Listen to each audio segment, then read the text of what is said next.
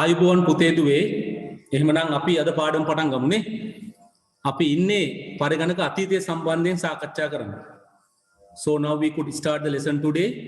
We are discussing about the history of computing. We are learning about history of computing. කවුරුද මට කියන්න screen එක පේනවද මාව ඇහෙනවද කියලා? ඔව් සර්. හොඳයි. පටන් අරගෙන යන්න. ඉතින් අපි මුලින්ම පොඩි දෙයක් අහනවා. අපි දැන් ගිය සුමානේ කතා කරානේ පරිගණක අතීත සම්බන්ධයෙන් පොඩි විස්තරයක්.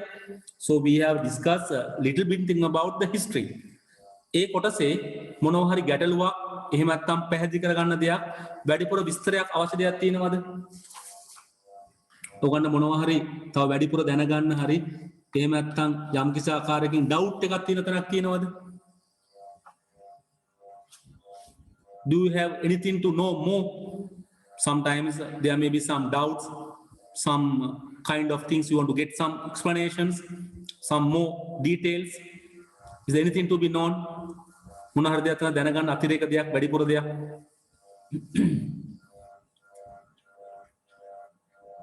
chat එකට දාන්න අපලම voice වලින් අහන්නත් පුළුවන්.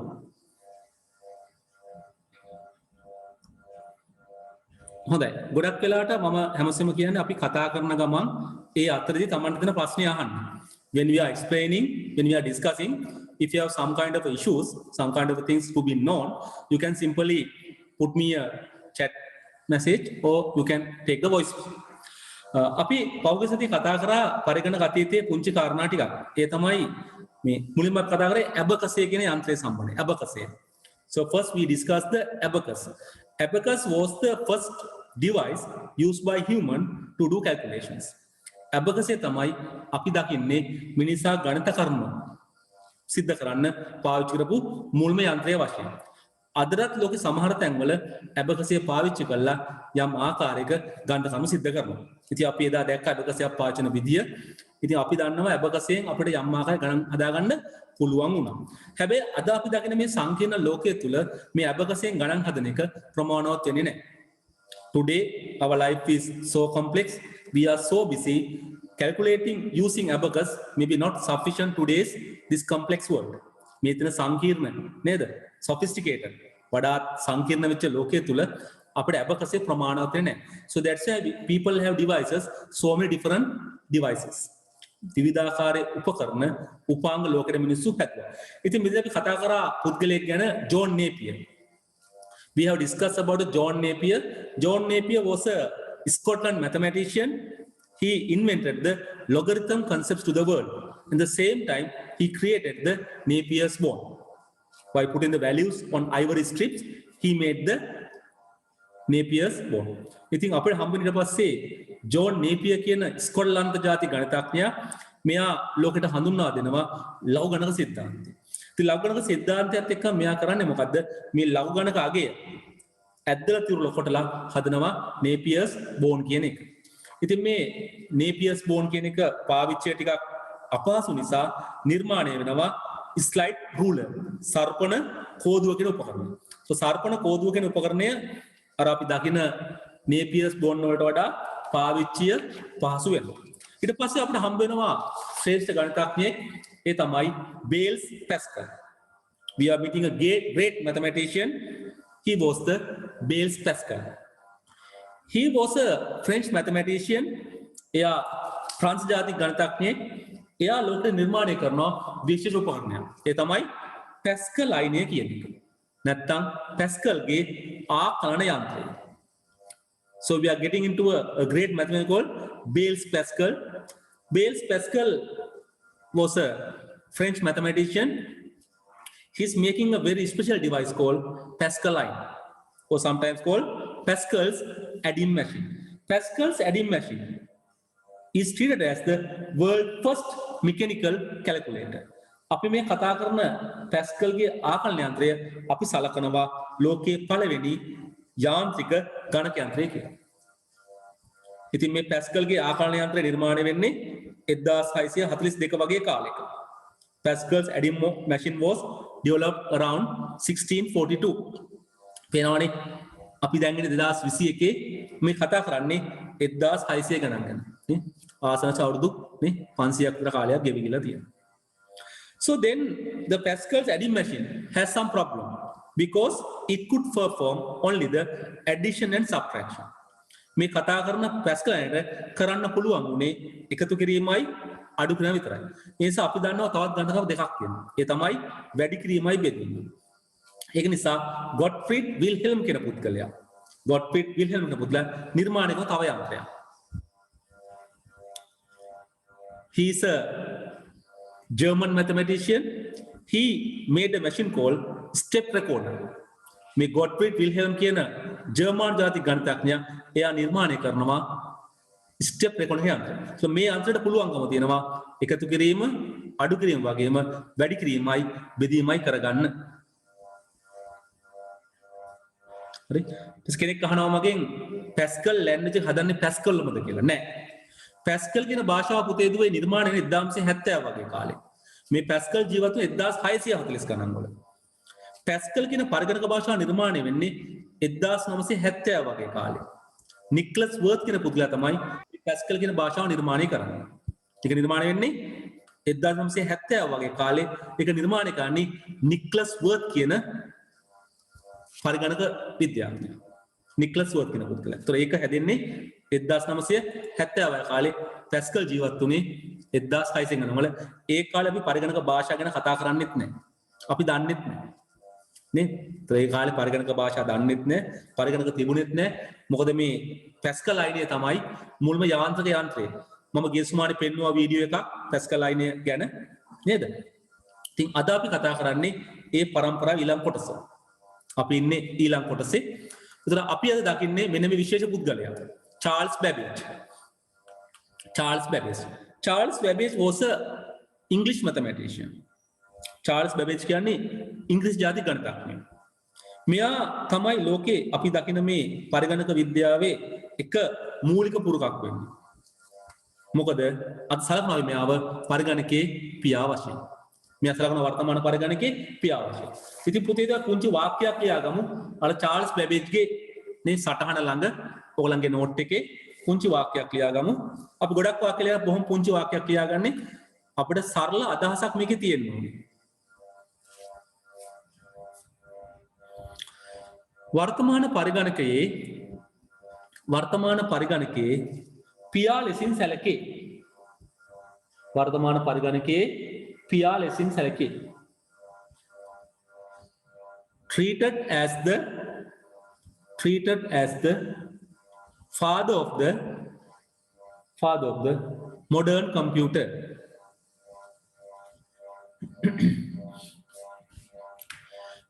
ඇයි අපි මෙයාව සලකන්නේ පරිගණකයේ පියා වශයෙන්? ඒක ඇත්තට අපිට දැනගන්න ඕනේ. Why we are treating him as the father of computing? මෙයා නිර්මාණය කරනවා යන්ත්‍ර දෙකක්. 1822 දී මෙයා නිර්මාණය කරන යන්ත්‍රයක් අපි ඒකට කියනවා difference engine කියලා. සිංහලෙන් කියන්නේ මේකට අවකල යන්ත්‍රය කියලා. සමහර difference engine කියලා සිංහලෙන් කියනවා. Around 1822 the Charles Babbage is making a machine called difference engine. Difference engine කියන යන්ත්‍රය මෙයා නිර්මාණය කරනවා 1822 දී. තව ටික කාලයක් ගිහිල්ලා 1833 දී මෙයා නිර්මාණය කරන තවත් විශේෂ යන්ත්‍රයක් analytical engine. After a little bit of time, 11 years time, is making another machine called analytical engine. විශ්ලේෂක යන්ත්‍රය. එනම් පුංචි වාක්‍ය දෙකක් ලියාගමු. නේද? මොහු විසින් by him ලියාගන්න පළවෙනි එක අවකල යන්ත්‍රය. සිංහල මාධ්‍ය කට්ටිය පුතේ දුවේ මේ නම ඉංග්‍රීසියෙන් ලියාගන්න අවකල යන්ත්‍රය. difference engine. වරහන් ඇතුලේ in 1822 මොහු විසින් අවකල යන්ත්‍රය difference engine in 1822 සහ විශ්ලේෂක යන්ත්‍රය analytical engine වරහන් ඇතුලේ 1833 දී නිර්මාණය කළ ලදී.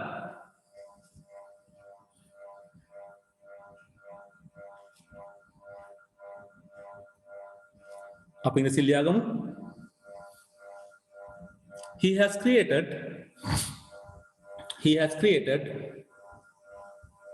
first point එක difference engine වරංග තුලේ in 1822 he has created first point එක difference engine in 1822 දෙවෙනි point එක analytical engine මෙතන බලලා ලියා ගන්න in 1833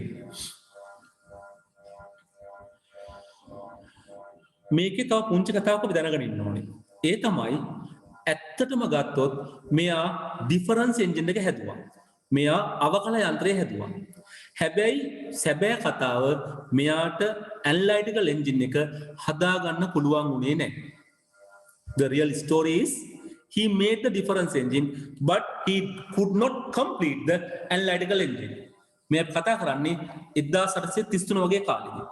ඒ කාලේ තාක්ෂණය මෙයාට උදව් කරේ නෑ මෙයා හිත විදිහට මේ යන්ත්‍රය හදන්න. මොකද මේකත් වීල් වලින් වැඩ කරන යන්ත්‍රයක්. මෙයා කිව්වම එක එක જાතියේ වීල් හදලා දෙන්න කියලා ඒ කාලේම මිනිස්සුන්ට ඒ අවශ්‍ය කරන වීල් කොටස් හදලා දෙන්න පුළුවන් කමක් තිබුණේ නෑ. ඒ නිසා මෙයාට මේ ඇනලයිටිකල් එන්ජින් එක සැබෑවටම එයාගේ ජීවිත කාලය තුලදී හදාගන්න පුළුවන් වුණේ නෑ. හැබැයි පස්සේ කාලේ 1960 ගණන් වලදී මේ යන්ත්‍රය නිර්මාණය කරනවා MIT විශ්වවිද්‍යාලය. නිර්මාණය කළ බලනවා මේ චාල්ස් බෙබෙජ් එදා කියපු කතාව මේකේ තියෙනවද කියලා බැලුවා. මොකද මෙයා මේක ඇතුළේදී විශේෂ සංකල්ප හතරක් ගැන කතා කරනවා. In his lifetime of Charles Babbage, he couldn't complete the analytical engine because 1833, so long back, the technology was not sufficient to create his machine. He's asking something to be done by the other people. Other people can't provide the things what he expected. So he couldn't complete that machine. But in around 1970, 1960s, so MIT University, they try to make that machine and find out whether the Charles Babbage idea is there. What Charles Babbage said, is it truly available on this machine? ඉතින් ඒගොල්ලෝ බැලුවා Charles බේබේජ් කියපු සංකල්ප මේකේ තියෙනවා. ඇත්තටම මේක ඇතුලේ මේ සංකල්ප දෙක තියෙනවා. අද වර්තමාන පරිගණකයේ පාවිච්චි කරන මූලික සංකල්ප හතර මේ පරිගණකයේ තිබුණා. එහෙනම් පරිගණකයේ අදහසක් මුලින්ම දැක්කේ කවුද? මේ චාල්ස් බේබේජ් කියන පුද්ගලයා. ඒක නිසා අපි පිළිගන්නවා මෙයා තමයි පරිගණක සඳහා මූලික අඩිතාලමක් දැම්මේ. He's the one who made the foundation for computers. Then we start to treat him as the father of the modern computers. නිසා අපි තීරණය කරා එයා පරිගණක වල පියා වශයෙන් සලකනවා. දැන් පේනවනේ. නිසා අපි යමු ඉස්සරහට පොඩ්ඩක් මේ යන්ත්‍ර දෙකක් මෙයා හැදුවා කිව්වනේ. මොකද පළවෙනි එක අවකල යන්ත්‍රය. The first one is the difference engine. Second one is the analytical engine. විශ්ලේෂණ. අපි හැදුවයි කියලා හිතනවා. එහෙම හැදුනේ නැහැ. නමුත් අපි එහෙම තමයි දැන්ට පිළිගන්නේ. මේ තියෙන්නේ ඕගොල්ලෝ දකින මේ difference engine, analytical engine එක. මේක නිර්මාණය වෙන්නේ 1822.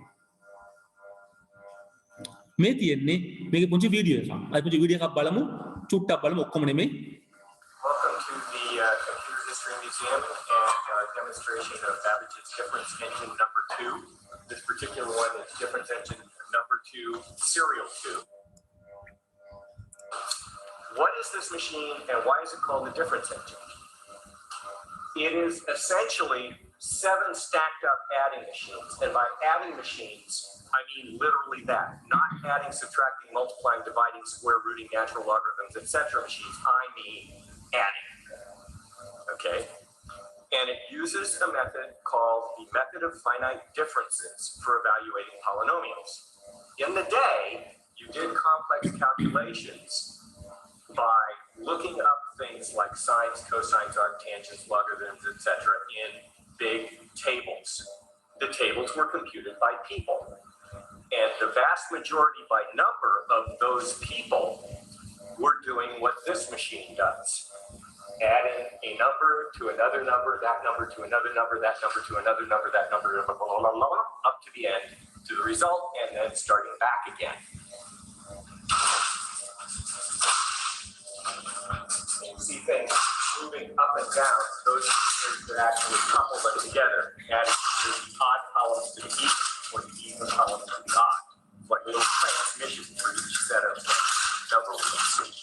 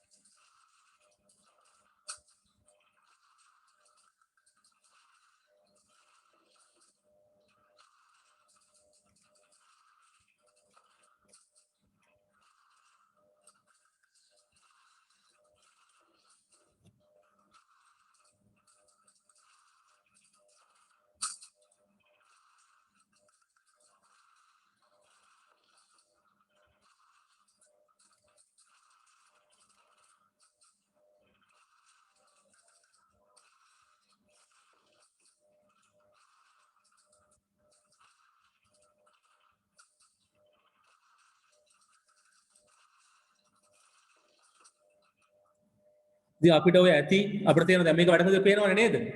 නිසා අපිට මේකෙන් වැඩ කරන යම් මට්ටමකට තේරෙනවා. යම් මට්ටමකට. ඉතින් කෙනෙක් අහනවා මේකෙන් මොකද්ද වෙන්නේ කියලා. ඔව් දැන් පුතේ මෙතන තියෙන්නේ අපි මේ කතා කරන්නේ 1800 ගණන් හදපු යන්ත්‍රයක්. අපි අද දකින්න තරම් සංකීර්ණ ප්‍රශ්න ඒ කාලේ තිබුණේ නැහැ. ඒගොල්ලෝ මූලිකව මේක හැදුවේ ගණිත කර්ම සිද්ධ කරන්න. ඒක විතරක් නෙමෙයි. අපි දන්න ගණිත කර්ම ගොඩක් ඒවා කරන්න පුළුවන්. විශේෂ ගණිත කර්ම ගොඩක් මේන් කරන්න පුළුවන්කම තිබුණා. ගණිතය ඔයගොල්ලෝ ඉස්සරහට ඉගෙන ගත්තොත් මේ ගණිතයේ ගොඩාක් කතා කරනනේ. ඔය අනුකලනය වගේ සංකල්ප, අවකලනය වගේ සංකල්ප, ඉන්ෆිනිට් නම්බර් වගේ සංකල්ප ගොඩක් ඒවා තියෙනවා. මේ ඔක්කොම දැන් මේන් කරන්න පුළුවන්කම තිබුණා. මේක යාන්ත්‍රික යන්ත්‍රයක් මේකෙන් යම් ආකාරයක ගණිත කර්ම සිද්ධ කරනවා. ගණිත කර්ම විතරයි කරන්නේ. වෙන මොකුත් කරන්න බෑ මේකෙන්. අද අපි දකින ආකාරයේ විශේෂ තොරතුරු විශ්ලේෂණයක්. එහෙමත් නැත්නම් යම් ආකාරයක අද මේ මොකද පරිගණක ගොඩක් දියුණු එකක් නේ. මේ කතා කරන්නේ 1822 වගේ ඈත අතීතේ. මේ යන්ත්‍ර හදලා තියෙන ඒ වගේ ඈත අතීත විශේෂ දේවල් කරන්න. නිසා අපි මේ කතා කරන්නේ ගොඩාක් අතීතයක් සම්බන්ධයි. හරි මේක තමයි අපි මේ කතා කරන්නේ. නිසා තබන්න අපි යන ඊළඟ යන්ත්‍රයට. නේ? අපි මේක නවත්තලා අපි යන ඊළඟ යන්ත්‍රයට. අපි යනවා ඊළඟ යන්ත්‍රයට ඇන්ලාඩි ලෙන්ස් එක. මේකත් අර වගේම තමයි. මේකත් අර වගේම තමයි. ලොකු අපිට දෙයක් දකින්න නැහැ මේකේ. මේ බලන්න මේ යන්ත්‍රේ. හරි? මේ වගේ එකක් නේද? ඉතින් තව පුතෙක් අහනවා චාල්ස් බෙබ් එක තනියමද හැදුවේ කියලා. නෑ පුතේ චාල්ස් බෙබ් එක විද්‍යාඥයා. එයා තමයි මේ සංකල්පය ගෙනත් දෙන්නේ. එයා මේ සංගතනවා එයත් එක්ක සේවකයෝ ගොඩක් හිටියා. එයා තමයි මේ නිර්මාණ ශිල්පියා. අපි හැමසෙම කතා නිර්මාණ ශිල්පියා ගැනනේ. දැන් ඔයගොල්ලෝ නිකන් අපි ඉතිහාසය ඉගෙන ගනිද්දී අපි කතා කරනවා රුවන්වැලි මහසය. කවුද හැදුවේ කියලා කියන්නේ අපි. දුටුගැමුණු රජුනේ. එයා තමයි මේකේ මූලික අදහස. එයා තමයි මේකේ බාරකාරයා, අයිතිකාරයා, ප්‍රධානියා. ඒතර එයාගෙනම තමයි යන්නේ. වගේ චාල්ස් බැබේජ් කියන පුද්ගලයාත් එක්ක විශාල පිරිසක්. ඒක නිසානේ එයාට මේ යන්ත්‍රය හදාගන්න බැරි වුණේ, ඉවර කරන්න බැරි වුණේ. එයා කියනවා මට මේ වගේ වීල් එකක් ඕනේ. හැබැයි මිනිස්සුන්ට ඒ වගේ වීල් එකක් හදලා දෙන්න බැරි වුණා. එයාට ඕන විදිහට. එතන නිසා මොකද උනේ? එයාට මේ මැෂින් එක සම්පූර්ණ කරන්න බැරි වුණා. He's requesting a particular type of a wheel, particular type of a part. But other people couldn't make that. එතකොට එයා ඉල්ලන කෑල්ල හදන්න බැරි නිසා මොකද වෙන්නේ? මේ යන්ත්‍ර හදාගන්න බැරි වුණා. තව ප්‍රශ්නයක් අහනවා මේ යන්ත්‍රය ගොඩක් සංකීර්ණ වැඩි නැද්ද කියලා. අපි අද වර්තමානයේ දකින්න ප්‍රොසෙසරයක්. අපි කියන්නේ ප්‍රොසෙසර් එක සකසනේ කියලා. ඒක ඇතුළ අපිට පේන්නේ නැහැ නේද? ඒක ඇතුළ සංකීර්ණത අපි හිතුනොත් අපිට හිතා ගන්නවත් බැහැ. අපි ඉස්සරහට කතා කරන පාඩමක් ලොජික් ගේට්ස් කියලා. තාර්කික ద్వාර කියලා. ඒ පාඩම පොඩ්ඩක් අපි උගන්වනවා පරිගණක ඇතුලේ කොහොමද ක්‍රියාත්මක වෙන්නේ කියලා. ඒසොට ඔයගොල්ලන්ට තේරෙයි ඒකට වැඩ මොකද අද තියෙන අපිට පේන්නේ නැහැ නේ මේක. ප්‍රොසෙසර් ඇතුලේ කොහොමද වෙන්නේ අපිට පේන්නේ නැහැ. ප්‍රොසෙසර් ඇතුලේ ගොඩක් වැඩ සිද්ධ වෙනවා. You can't see how it is doing inside the processor. I will show you a video later on how these things are going. මේ මැෂින් ගොඩක් ලොකුයි කියලා අහනවා. ඔකන තේරෙයි තව ටිකක් ඉස්සරහට ගියාම. මුල්ම කාලේ කම්පියුටරයක් එච්චර බර තිබුණේ නැහැ පොඩ්ඩයි බර ටොන් 5ක් විතර බර. ගොඩක් බර නැහැ ටොන් 5යි බර ඉස්සර කම්පියුටරේ. නේද? මුල් කාලේ කම්පියුටර් ටොන් 5යි බර ගොඩක් බර නැහැ. අද වගේ නේද? ඔකට තේරෙයි. එතකොට මේ යන්ත්‍රය ගැන කතා කරන්නේ අපි කතා කරන්නේ අවුරුදු 200ක් 300ක් 400ක් 500ක් අතීත ගැන. නේද? ඔගොල්ලෝ ඉතිහාසෙ ඉගෙන ගන්නවා. අපි පටන් ගන්නේ වාෂ්ප දුම්රිය වගේ එකකින්. අද තියෙන්නේ මොනවද? ඔගොල්ලෝ ජපානය ගැන කතා කරොත් අද තියෙන්නේ පැයට 70ක්ම ලොකු වේගයක් කිලෝමීටර් ලොකු වේගයක් දෙන කෝච්චියක් ගැන. හැබැයි පටන් ගත්තේ අර වාෂ්ප එන්ජින් වගේ නේ ගල් අඟුලල් දුවන එකක්. ඒතර ඒවා ගොඩක් සංකීර්ණ වගේ පේනවා. අද ඒවා ඊට වඩා සංකීර්ණයි. නමුත් අද ඒවා වැහිලා තියෙනවා අපිට. අපිට සංකීර්ණතාවය පේන්නේ. අපිට දකින්න හම්බ වෙන්නේ නැහැ. ඒකයි මේ තියෙන්නේ. රයිට්. ඒවා හොඳ ප්‍රශ්න. ඉතින් මම හොඳ ප්‍රශ්නට උත්තර දෙනවා නේද? අනිත් ඒවාම ඉග්නෝර් කරලා දානවා. අපිට එතකොට මේවට උත්තර දෙන්න පුළුවන්. This is the analytical engine. ඇත්තෙන්ම මේක නිර්මාණය වුණේ නැහැ චාල්ස් බැබේජ් අතින්. නමුත් මේ සංකල්පය කිව්වා. දැන් බලමු අපි පොඩ්ඩක් මේ යන්ත්‍රයක් වැඩ කරන විදියක් අර වගේම තමයි. හැබැයි ඊට වඩා මේකෙන් සංකීර්ණ ගණිත කර්ම කරන්න පුළුවන්කම දෙනවා. සංකීර්ණ ගණිත කර්ම. ඒවා මේ කරන්න පුළුවන්.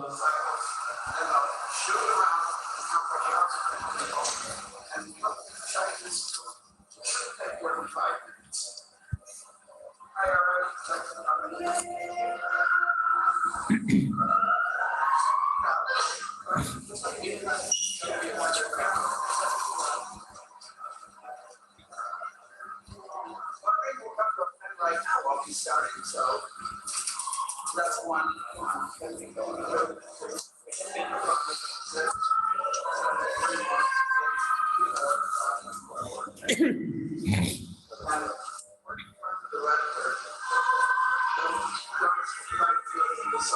Just being impolite, different inputs. There are two cycles.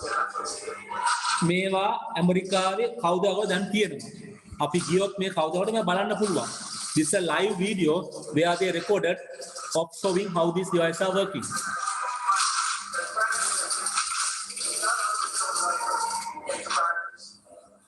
Okay, if you guys show up, you get a chance to take pictures like my what's yeah,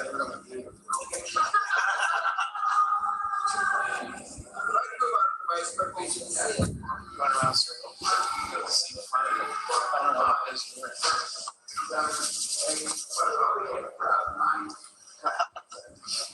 Thank you for that embracing it. We'll just sort of cycle as quickly as we can this way. There's as much to see from the front as the back. So let's do it. All right, now two cycles. What do you do right now? What do you do right now?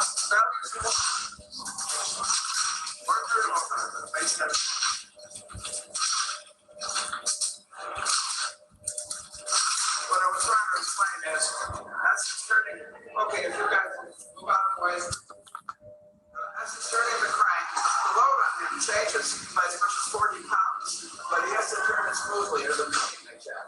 He goes to the Thanks for Jason.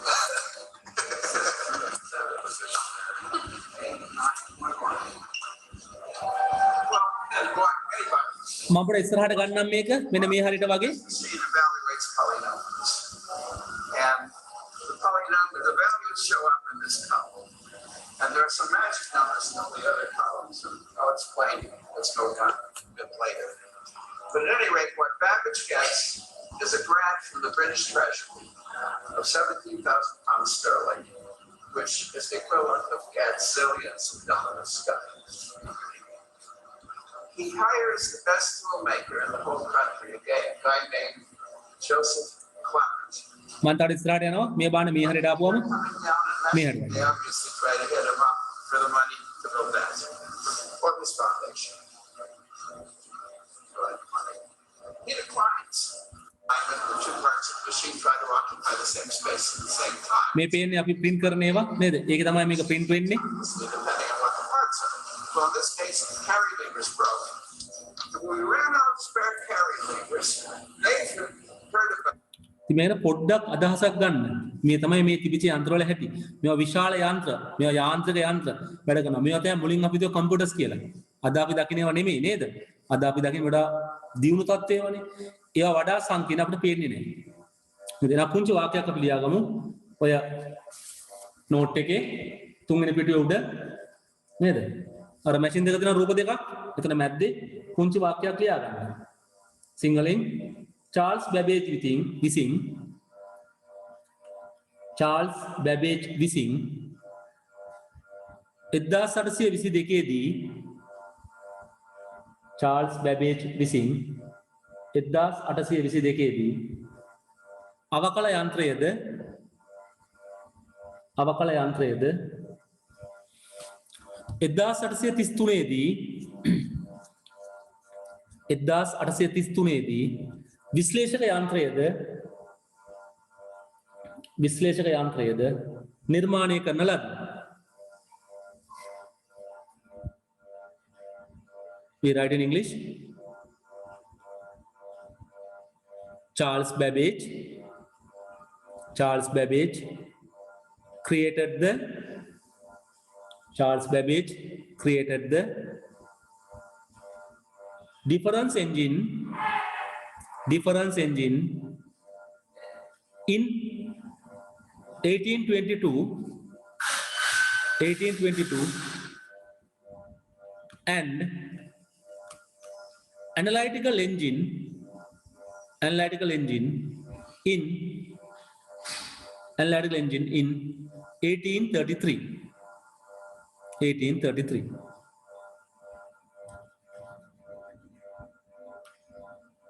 අපට ඉස්සරහට යන්න. දැන් මම කිව්වා අපි කතා කරන මේ ඇනලයිටිකල් එන්ජින් එක නැත්තම් විශ්ලේෂණය තමයි අපි පිළිගන්නේ මේ චාල්ස් බැබේජ්ගේ විශේෂ නිර්මාණය.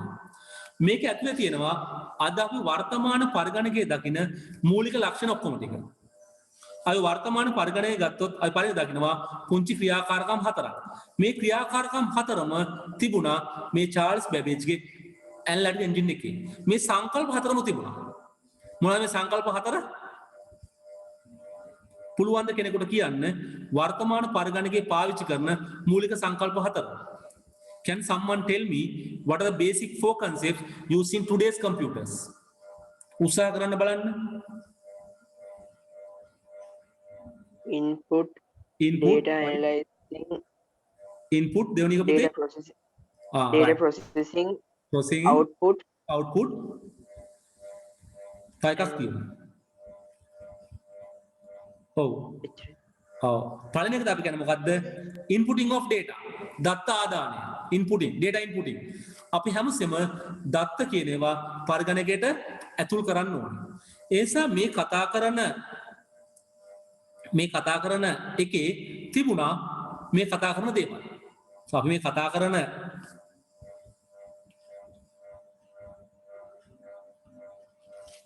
මේ ඇනලයිටිකල් එන්ජින් එකේ තිබුණා මොනවද? data input එකේ පහසුකම් තිබුණා. අපි ලියාගමු මේ හතර.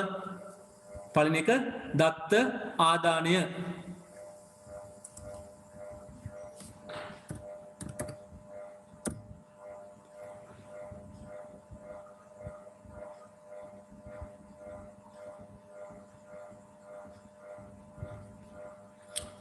ඇනලිටිකල් එන්ජින් එකේ කොහොමද data store කරගෙන තියාගෙන තියෙන්නේ? ඔව් මේකේ එයා පාවිච්චි කරනවා අපි තවස කතා කරන පංච් කාඩ් කියලා. සිදුරුපත් කියනවා. සිදුරුපත් තමයි මෙයා සජෙස්ට් කරලා තිබුණේ දත්ත ස්ටෝර් කරන එක වශයෙන්. ඒ කියන්නේ කාඩ් එක තමයි මේක ලියවුවේ. අපි පුතේ තව චුට්ටෙන් කතා කරනවා ස්ටෝරේජ් ෆැසිලිටි කොහොමද කරේ කියලා.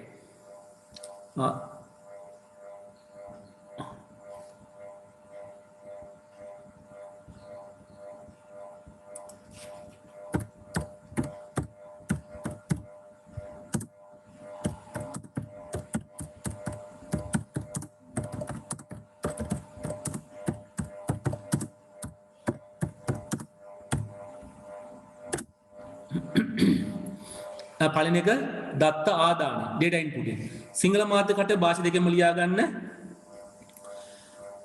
So this analytical engine provides a way to enter data.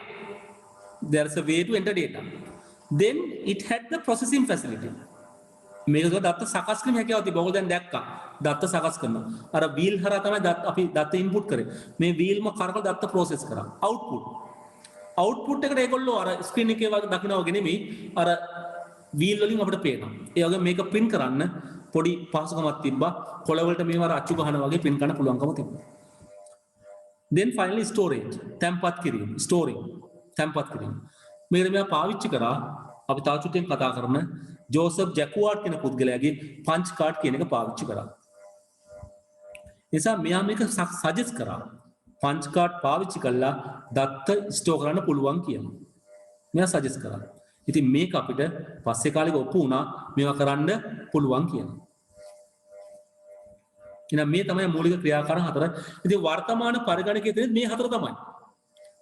input, process, output, storage. මීට අමතරව වර්තමාන එකතු වෙනවා කමියුනිකේෂන් කියන එක. සංවේදනය කියන එක. ඉතින් පස්සේ කාලේ එකතු වුණා කමියුනිකේෂන්. ඒක නිසා තමයි ඕගොල්ලන්ගේ විෂය අපි උගන්වන්නේ ICT, Information and Communication Technology. තොරතුරු හා සංවේදන තාක්ෂණය. තොරතුරු කියලා කියන්නේ අපි දත්ත කොහොමද තොරතුරු බවට පත් කරන්න කියන තාක්ෂණික උපක්‍රම ටික. සංවේදනය කියන්නේ මොකද්ද? මේ දත්ත සහ තොරතුරු එක තැනකින් තව තැනකට යවන්නේ කොහොමද කියන එක. Information means how can we convert data into information. Communication means how to send this data and information from one location to the other location. That's why for you we are teaching information and communication technology. IT කියන්නේ එක විෂයක්. ඒක IT, information technology. Communication කියන්නේ තව විෂයක්. අපි වර්තමානයේ මේ දෙක වෙන් කරන්න බෑ. අපි ළඟ දත්ත තියෙනවා, අපි තොරතුරු හදනවා, අපි මේවා තැන් වලට යවනවා. ඒතර මේ දෙක ඒකාබද්ධ වෙලා තියෙනවා. So now they are highly coupled, so we can't separate them. It is very much difficult to learn this one in two different ways. So we have data, we have information, we are sending and receiving this stream from different locations. ඒක නිසා තමයි අපි ඕගොල්ලන්ට උගන්වන්නේ තොරතුරු හා සංවේදන තාක්ෂණය. Information and communication technology. ඉතින් මේක අපිට අදහසක් එනවා. එහෙනම් අපි දැන් දන්නවා මේ චාල්ස් බෙල් යන්ත්‍රයේ තියෙන මූලික ක්‍රියාකාරකම් ටික. අපි යන් මෙන්න මේ පුද්ගලයා ගැන. විශේෂ පුද්ගලයා. මෙයා. අපි දැන් මෙතෙක් කළා කතා කරපු කට්ටිය හිටියානේ. කවුද අපි කතා කරේ? Charles Babbage, Gottfried Wilhelm, Blaise Pascal, John Napier. මේ ඔක්කොම ගණිතඥයෝ. ලොකු ගණන්කාරයෝ. ඔක්කොම ගණන්කාරයෝ. They are well-known mathematicians. Now we are getting a person called Joseph Jacquard. මෙයා කවුද? මෙයා ප්‍රංශ ජාතික රෙදිවියන්නේ. He's a French weaver. දැන් දාගන්න පොඩ්ඩක් නේ. French weaver. ප්‍රංශ ජාතික රෙදිවියන්නේ. මෙයා මොනවද කම්පියුටර් වලට කරේ? මොකද හිතෙන්නේ? මොකද්ද මෙයාගේ සම්බන්ධතාවය මේ පරිගණක විද්‍යාවත් එක්ක? මෙයා මොනවද අපිට හදලා දුන්නේ? Punch card. අන්න හරි. මෙයා නිර්මාණය කරන විශේෂ දෙයක්. මෙයා හදන මොනවද? පංච් කාඩ් කියන එක. මේ පංච් කාඩ් හදන්නේ පරිගණක වලට නෙමෙයි. මේක හැදෙන්නේ එයාගේ රෙදි වෙන යන්ත්‍රයට. මෙයා රෙදි වියන්නේ. මෙයා විවිධාකාර ලස්සන රෙදි වියනවා. මෙයා ලස්සන රෙදි වියනවා. රෙදිලා විකුණනවා. හැබැයි මෙයා මේ රෙදි හදලා වික්කට පස්සේ සමහර රෙදි ලස්සන පැටර්න් එනවා. හැබැයි මෙයාට මේවා ආයෙ පාරක් හදන්න බෑ. අමාරුයි හදාගන්න. මෙයාට හදපු විදිය ආයෙ හදන්න බෑ. මෙයා ගොඩක් හිතනවා. මොකද මිනිස්සු මෙයාට කම්ප්ලේන් කරනවා. ඔයා එක එක ඒවා කරනවා අපිට ලස්සන දේ දෙන්නේ නැහැ කියලා. ඒ නිසා මෙයා හොයා ගන්නවා පුංචි උපක්‍රමයක්. ඒ තමයි සිදුරු පත්න උපක්‍රමය. මොකද සිදුරු පතක් කියන්නේ? ලොකු කාඩ් එකක්. යම් මට්ටමකට කාඩ් එකක්, මේ වගේ කාඩ් එකක්, මේ කාඩ් එකේ හිල් ඉදලා තියෙනවා. මේ කාඩේ හිල් ඉදලා. එයා කරන්නේ මොකද්ද? රෙද්දක් වියනකොට මේ කාඩ් එක අස්සෙන් අර හිල් වලින් නූල් දාලා රෙද්ද වියනවා. රෙද්ද විවුවට පස්සේ ඒ පැටර්න් එකත් එක්ක මේ කාඩ් එක පැත්තකින් තියාගන්නවා. ආයෙ පාරක් කවුරු හරි අර රෙදි පැටර්න් එක හෙව්වොත් එයා ළඟ තියෙනවා මේ ලස්සන කාඩ් පැටර්න් එක. එහෙනම් මෙයා ආයෙ කාඩ් එක දැම්මා රෙද්ද වියාගත්තා. මෙන්න මේ සංකල්පය තමයි මේ අදහස් තමයි චාල්ස් බැබේජ් දකින්නේ. නිසා එයා කියනවා මගේ මේ ඇනලයිටිකල් එන්ජින් එකේ දත්ත තැම්පත් කරන්නත් මේ කාඩ් එකේ හිල් ඉදලා දත්ත තැම්පත් කරන්න පුළුවන් කියලා. බලන්න. ඒ අදහස ආපු හැටි. ඒ නිසා මේ යාන්ත්‍රික රෙදි වෙන යන්ත්‍රයේ පාවිච්චි කරන පංච් කාඩ් එක චාල්ස් බේබේජ්ගේ ඇනලයිටිකල් එන්ජින් එකේ ස්ටෝරේජ් ඩිවයිස් එක වශයෙන් උපක්‍රමයේ වශයෙන් එයා යෝජනා කරනවා. We can see how it is happening. Joseph Jacquard is using a card where there are some holes are pinched. Holes are made. So he sent thread to that holes and weave the clothes. Whenever he want to get again the same pattern, he can get that card and use in the machine and weave the same thing again. Same cloth can be weaved again. So that concept sort seen by the Charles Babbage. So he's recommending, Charles Babbage recommending to use that particular punch card for his machine to store data. To store something, some data, some values are can be saved there. ඉතින් තාපි දකින්නවා මේකේ video එකක් ගොඩක් හොඳට තේරෙයි මේ කොහොමද කරන්න කියලා.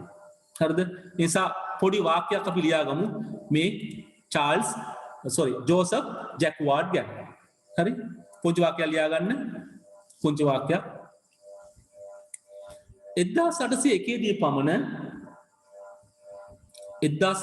දී පමණ සිදුරුපත් 1801 දී පමණ සිදුරුපත් නිර්මාණය කරන ලදී. 1801 දී පමණ සිදුරුපත් නිර්මාණය කරන ලදී.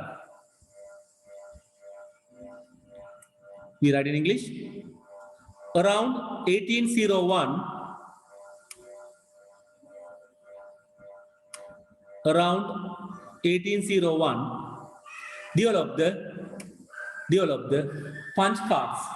developed the punch cards.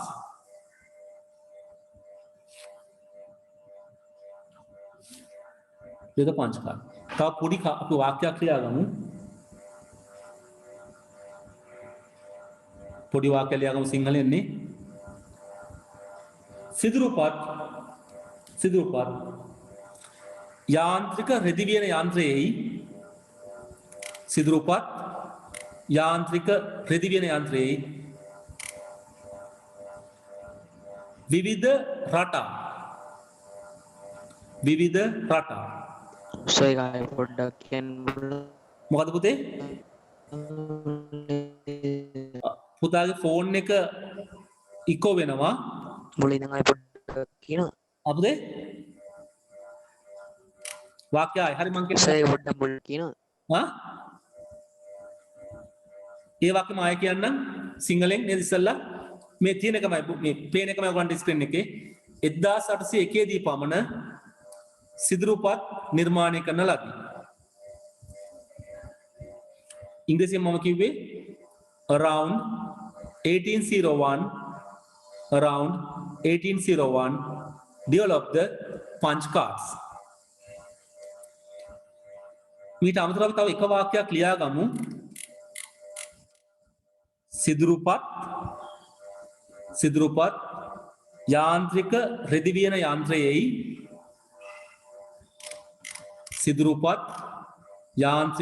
වියන යන්ත්‍රයේයි රෙදිවල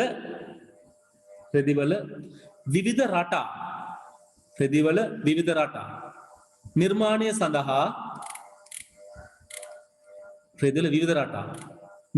සඳහා භාවිත කරන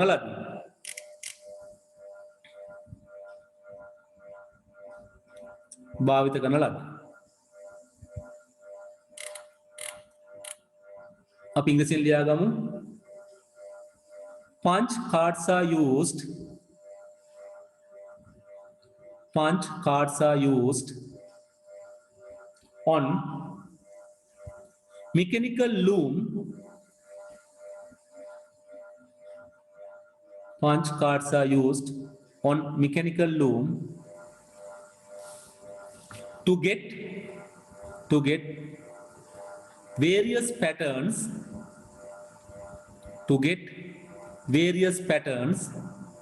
on clothes.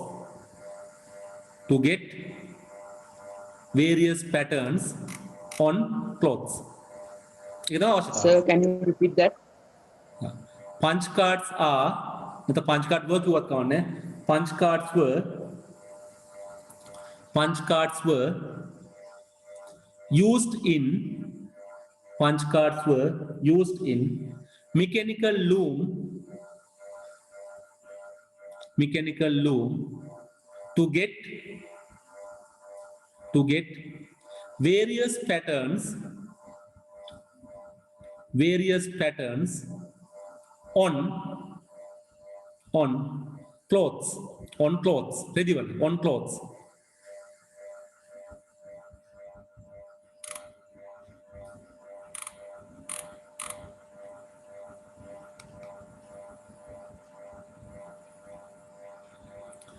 Right. I බලමු punch card ගැන නේද? punch card ගැන මම පොඩ්ඩක් කිව්වොත් ඔයගලන්ට දැන් වර්තමාන ලෝකයේ ගැන ඔයගොල්ලෝ දන්නවා වර්තමානයේ ඔයගොල්ලෝ දැන් ඔය පන්ති යනවා නේද? සමහර පන්තිවල කාඩ් කපන ක්‍රමයක් තියෙනවා නේද? අර කාඩ් එකේ හිලක් විදින්නේ. ඒ තමයි punch card. punch in the card. punch card එක හිල් කරනවා. මේක තමයි පාවිච්චි කරන්නේ.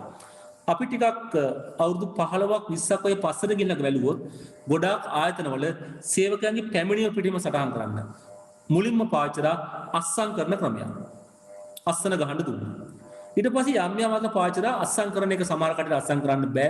අස්සම් කරන්න දන්නේ නැහැ. අස්සම් කරන එක වංචා කරන නිසා දුන්න කාඩ් එක. යන ගමන් කාඩ් එක දාන මැෂින් එකක් තියෙනවා පන්ච් කාඩ් මැෂින් කියලා. ඒ මැෂින් එකේ කාඩ් එක පන්ච් කරන්න ඕනේ. එතකොට ආපු වෙලාව ඒ කාඩ් එකේ වදිනවා. ඔයගොල්ලෝ කෝච්චි යනවනම් කෝච්චි යනකොට දකින්න මේ පන්ච් කරන කාඩ් ගොඩක් වෙලාවට. අර කෝච්චි ටිකට් එකේ දෙනවනේ අර මැෂින් එකේ දාලා ගහනවනේ ටක් ටක් ගාලා. මොකද ගහන්නේ? දිනේ පන්ච් කරන්නේ. ඒත් පන්ච් කරන ක්‍රමයක්. ඒක නම් සම්පූර්ණ හිලක් වගේ වෙන් වෙන්න විදින්නේ නැහැ. මේ පන්ච් කාඩ් වල වෙන් වෙන්නව විදිනවා. හිලක්ම හදනවා. හිල් තමයි හදන්නේ මේක. අපි දැන් බලමු පුංචි වීඩියෝ එකක් මේ පන්ච් කාඩ් ගැන. නේද? ඔයගොල්ලෝ දකී පුංචි වීඩියෝ එකක් පන්ච් කාඩ් අපිට මේ ගොඩක් අදහසක් එනවා. මොකද මේවා දැකලා නැහැනේ ගොඩක් දිනෙක අපිනේ. ඒකයි පුතේදී මම මේ වීඩියෝ එක එකතු කරගත්තේ Tamanට බලන්න, Tamanට දකින්න. මේ වීඩියෝ ගොඩක් YouTube එකේ තියෙනවා. මේ ඔක්කොම YouTube එකේ තියෙනවා. හැබැයි මම අර එදා කිව්වා වගේ මේ හරි වීඩියෝ එකක් හොයාගන්න ලොකු වෙලාවක් ගත වෙනවා. ඉතින් ඕගලන්ට මේ වෙලාව ගත කරන්න අවශ්‍ය වෙන්නේ නැහැ. මේක තුල මේ වීඩියෝ ටික තියෙනවා. ඒතකොට Tamanට සරලව මේ ටික බලා ගන්න පුළුවන්. මේකේ අදහස මොළයට දාගන්න. අපිට මේකෙදී පුංචි ප්‍රශ්නයක් දෙයක් විභාගෙ දාන්නේ.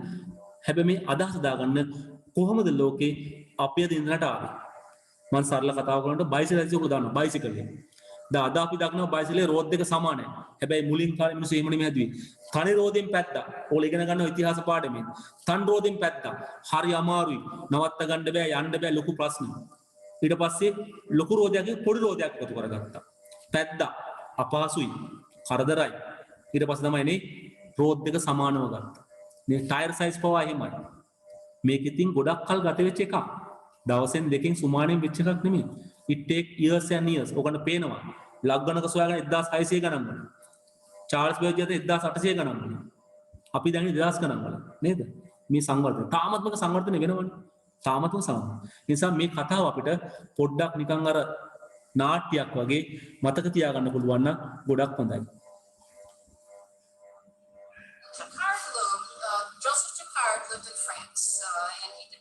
Technology in 1801. So here we've got basically the same very heavy beam construction loom, but we don't have those wooden frames and we don't have the associated pedals to raise or lower the threads. Instead, we're going to use the punch cards that are going to be read by a mechanism upstairs that has pins coming out of it. So the weaver's going to be over here by the front of the loom, by the window, and as he steps on that pedal, that causes these threads to raise, and you can see he's got shuttles for the left and right thread, so he's going to throw one of the shuttles. Then he's going to release that heavy pedal, and that rope on the back is going to mechanically ratchet these cards up and press them into that series of pins that's up in the machine. We really can't see it too well right now. But the pins are attached to metal rods that are coming down. If you stand over here too, you can see them pretty well. And the metal rods are attached to the strings, and the strings are attached to these weighted eyelet pieces, and all of our threads are threaded through there. So now as he's weaving, and these are pressed into the pins one at a time, but a pin goes through a hole that allows that rod that's attached to the pin to lift. It lifts the string and lifts your associated thread. When there is no hole, like in these blank areas, it doesn't move and the thread doesn't move. So this is giving direction one at a time to the threads, and you can do very, very fancy pieces of weaving. So this is an example of a jacquard piece. So if you want to do curved lines and curlicues and manipulate one thread at a time to do the lettering, this is the kind of machine that you need. So what Joseph Jacquard developed here in 1801 is our first computer program. So you may have, many of the people that come through here recognize the computer punch cards, and IBM does give credit to Jacquard. They studied do they? Okay. They studied his system as they came up with these, because basically binary code here is either the thread is up or it's not. So 1801 is when Jacquard was developed. ඕගොල්ලෝ මේ දකින්නේ පරගණකයේ පාවිච්චි punch card. නමුත් මේක නෙමෙයි originally හැදුනේ. Originally හැදුනේ ඔයගොල්ලෝ ඉස්සර දැකපු ලොකු කාඩ් එකක්. ඒවා පාවිච්චි කරේ අර මෙකැනිකල් ලූම් එකේ යාන්ත්‍රික රෙදි වියන්නේ. හරි? ඉතින් අපිට ඒක බලා ගන්න පුළුවන්. අපි දැන් බලමු පංච් කාඩ් යූස් කරන විදිය. මේ පංච් කාඩ් එක මූලික අදහස මේ මෙකැනිකල් ලූම් එකේ. නමුත් පස්සේ කාලේ මොකද කරේ? පංච් කාඩ් මිනිස්සු පාවිච්චි කරා පරිගණකත් එක්ක. නැත්නම් මේ කතා කරන කම්පියුටරත් එක්ක මේ දේ පංච් කාඩ් එක. නෝට් එක ටිකක් තියලා දිනවා. පුංචි වාක්‍යයක් ලියාගමු මේ ගැන. පුංචි වාක්‍යයක් ලියාගමු. ඔය පංච් කාඩ් කියන එක ළඟ පුංචි වාක්‍යයක්. ඉතින් කෙනෙක් මගෙන් අහනවා මගේ YouTube channel එක පුතේ මගේ YouTube channel එකේ නම තියෙන්නේ i3 education කියලා. ITREE education. ඔල YouTube එකට ගිහලා ගැහුවොත් i3 education කියලා ITREE education කියලා ගැහුවොත් මගේ YouTube channel එකේ විස්තර ටික පෙන්නනවා. ඒ වගේ මගේ නමින් search කරොත් චමින්ද ප්‍රියශාන්ත search කරොත් ඔයගොල්ලන්ට ඒත් මගේ YouTube channel එක හොයාගන්න පුළුවන්. ඉතින් මම YouTube channel එකේ සමහර වීඩියෝස් දාලා තියෙනවා අපිට බලා ගන්න පුළුවන්. ඒ නිසා ඔයගොල්ලෝ ඉතින් හොඳයි එකට ගිහලා බලනවා නම් O level සහ A level පන්තියේ පාඩම් කීපයක් මම දාලා ඔක්කොම නෙමෙයි පාඩම් කීපයක් දාලා තියෙනවා නේද? පාඩම් කීපයක් දාලා තියෙනවා. ඉතින් ඔයගොල්ලෝ චෙක් කරොත් චමින්ද ප්‍රියශාන්ත කියලා ඔයගොල්ලෝ YouTube channel එක හම්බ වෙනවා. නැත්නම් චෙක් කරොත් i3 education ITREE IT education කියලා ඔයගොල්ලෝ එතනට යන්න පුළුවන්. මම පස්සේ යවන්නම් link එක නේද? ඔයගොල්ලන්ට connect වෙන්න පුළුවන්. subscribe කරන්න YouTube channel එකට තමට ගොඩක් සටහන් බලන්න. අයි පුංචි වාක්‍යයක් ලියාගමු මේ සිතුරුපත් ගැන. නේද? සිංහලෙන් ලියාගමු. සිතුරුපත් 1801 දී පමණ සිතුරුපත් 1801 දී පමණ ජෝසප් ජැක්වාඩ් විසින් නිර්මාණය කරන ලද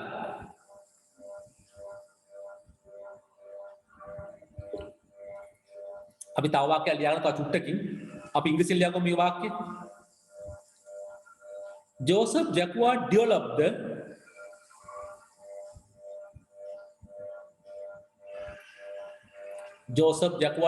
the punch card around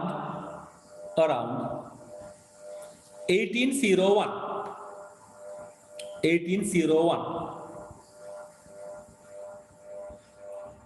අපි උන්ච වාක්‍ය දෙකක් ලියාගමු සිංහලෙන් ඕක යටින් වාක්‍ය දෙකක් ඒ තමයි චාල්ස් බැබේජ් ගැන තව පුංචි විස්තරයක්.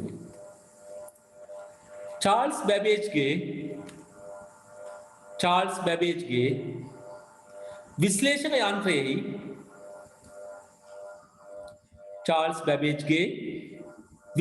යන්ත්‍රයේ ආචාර්ය මාධ්‍ය වශයෙන් චාල්ස් බැබේජ්ගේ විශ්ලේෂක යන්ත්‍රයේ ආචායන මාධ්‍ය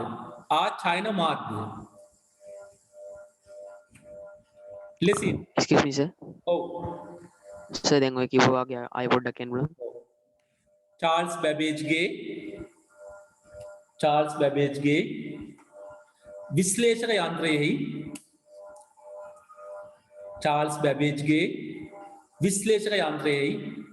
ආචායන මාධ්‍ය ආචායන මාධ්‍ය ලෙසින් භාවිත කරන ලද්දේද ආචායන මාධ්‍ය ලෙසින් භාවිත කරන ලද්දේද සිදුරු පත්‍ය භාවිත කරන ලද්දේ සිදුරු පත්‍ය දිගටම ලියන්න එසේම මුල් කාලීන පරිගණකවල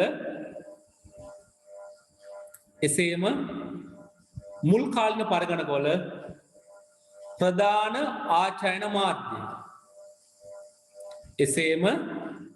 මුල් කාලීන පරිගණකවල ප්‍රධාන ආචායන මාධ්‍ය ඌයේද සිදුරු පත්‍ය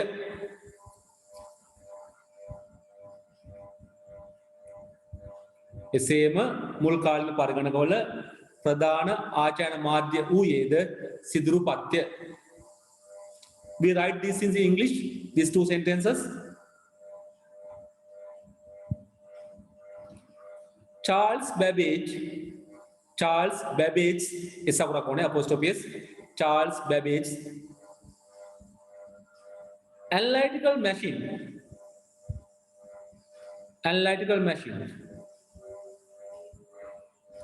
used the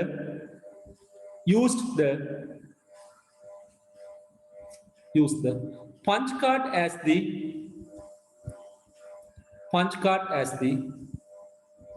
storage medium.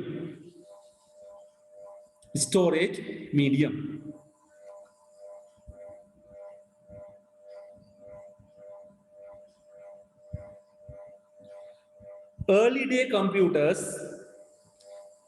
day computers also used punch cards. Early day computers also used punch cards as their basic වරහදාගන්න main කියලා වරහද main storage medium.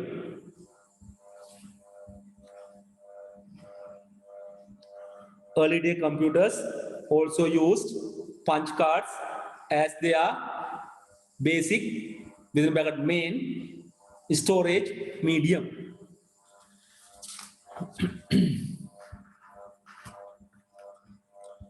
දැන් පංච් කාඩ් එක භාවිතයක් මම තව එකක් පෙන්නන්නම්. පස්සේ කාලේ කම්පියුටර් පංච් කාඩ් භාවිතවල විදිය. මේක හොඳින් බලන්න.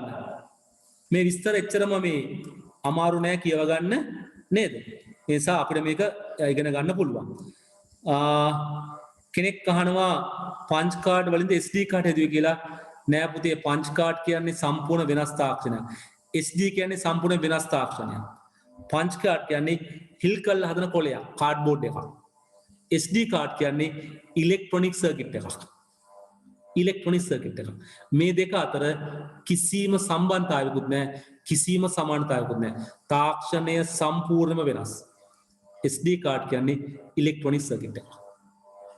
ඒ නිසා මේ දෙක අතර කිසිම සම්බන්ධයක්. පංච් කාඩ් කියන්නේ යාන්ත්‍රික උපක්‍රමයක්, කාඩ්බෝඩ් එකක්. අපි කාඩ්බෝඩ් එකේ හිල් විදිනවා. එච්චරයි කරන්නේ. ඔයාලා දැන් මේ වීඩියෝ එකෙන් පස්සේ තේරෙයි කොහොමද පංච් කාඩ් වැඩ කරේ කියලා මුල් කාලේ පරිගණකවල. පුතේ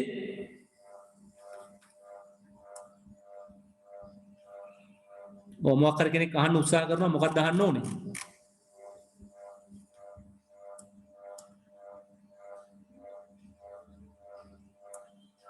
හරි අපි බලමු වීඩියෝ එකනේ. ඔයාලට තේරෙයි. බලන්න වීඩියෝ එක.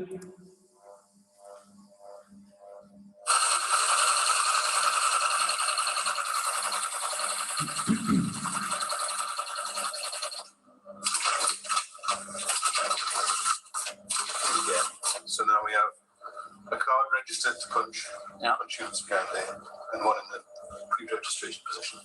Now we can start.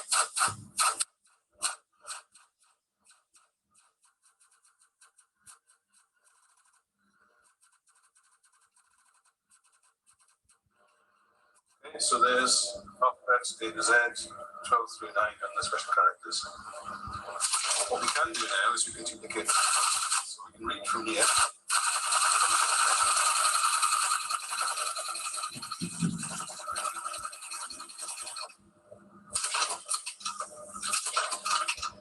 Yeah. We want to duplicate this one, we can actually manually put it in the register.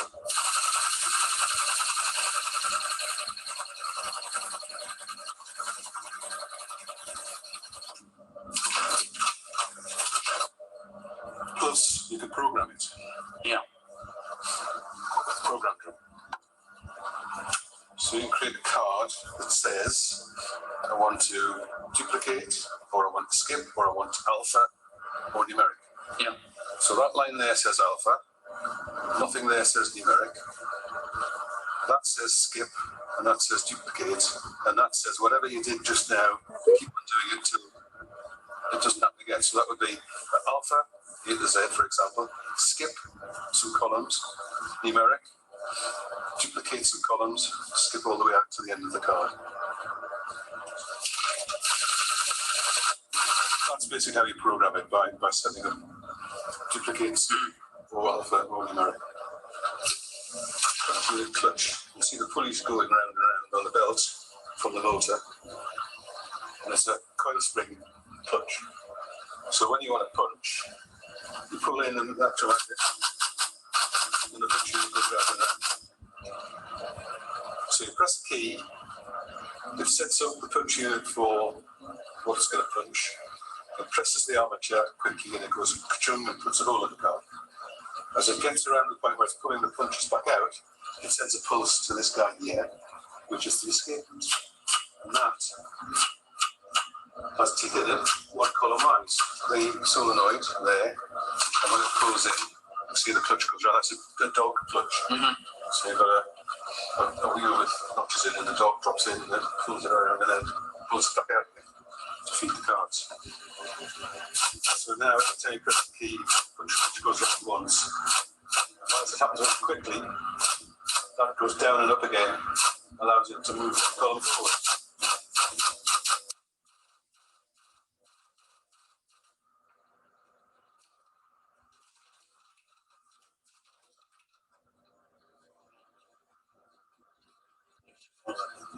A simple in theory machine, but mechanically quite complex in order to achieve. Yeah. පේනවනේ මේ වැඩ කරපු විදිය මේ punch card machines අපිට හිතා ගන්නවත් නෑනේ මේක බලන්නකෝ. But I think done with the U29 and it's fully restored. So let's imagine we just got it in 1964 and we're going to do punching after its first release. So program 1, auto feed on, print on, punch, we're all good to go. Feed, there we go. Register, off we go.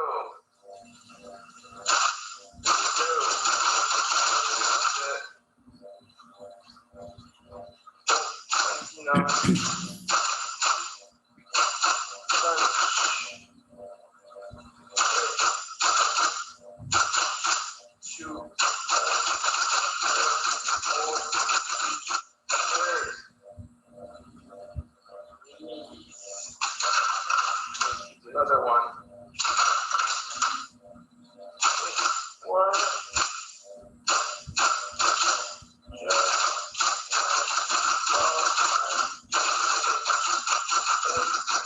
Okay. All right, so let's install the auto feed and see what we got here. Hello, so it plays beautifully.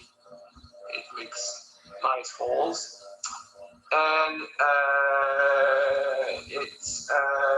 let's get the ante up here. So I made my first and best ever program, at least a set of two programs here to do program-driven entry, which helps you go much faster at punching. And what this one is going to do,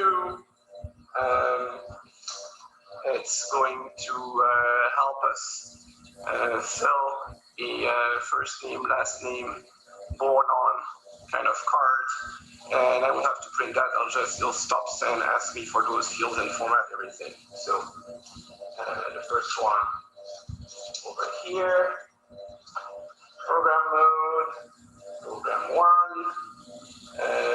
Let's do auto feed. And up we go. So now we should be under program control. All right, it copied the first field as me for first name. Very good. Field, mark, date of birth. I'll put the date of birth of the punch. 1, 64. Formatted it, and let's try another one.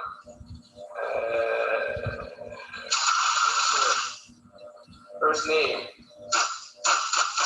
Thomas, last name, Watson, and should have looked that up, but I have no idea when he's born, so let's try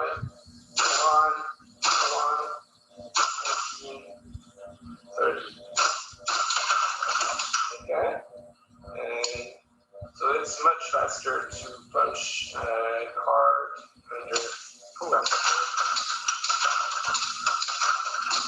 So that's what you do in production to do repetitive work. So here, we printed first name and it got first mark and look, it nicely formatted the date. Same thing on the Thomas Watson card. So that's working fine.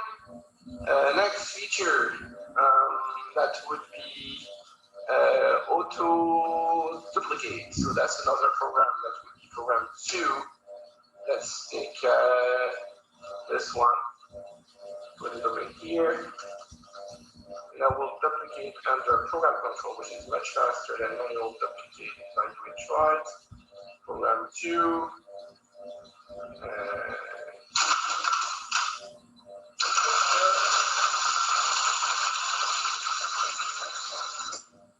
And voila! It should have duplicated that card. Yep, you can do the whole test, right? It's the same one exactly. And then, so that was the second program on the drum. Then last feature, interpreting. I had prepared a beautiful card. I can't find it. There we go. So that's a mystery card with no marking on the top. And we need to find out what it is. So we put it in here. We go to interpret. For instance, all programs doesn't matter. Doesn't matter. So let's say.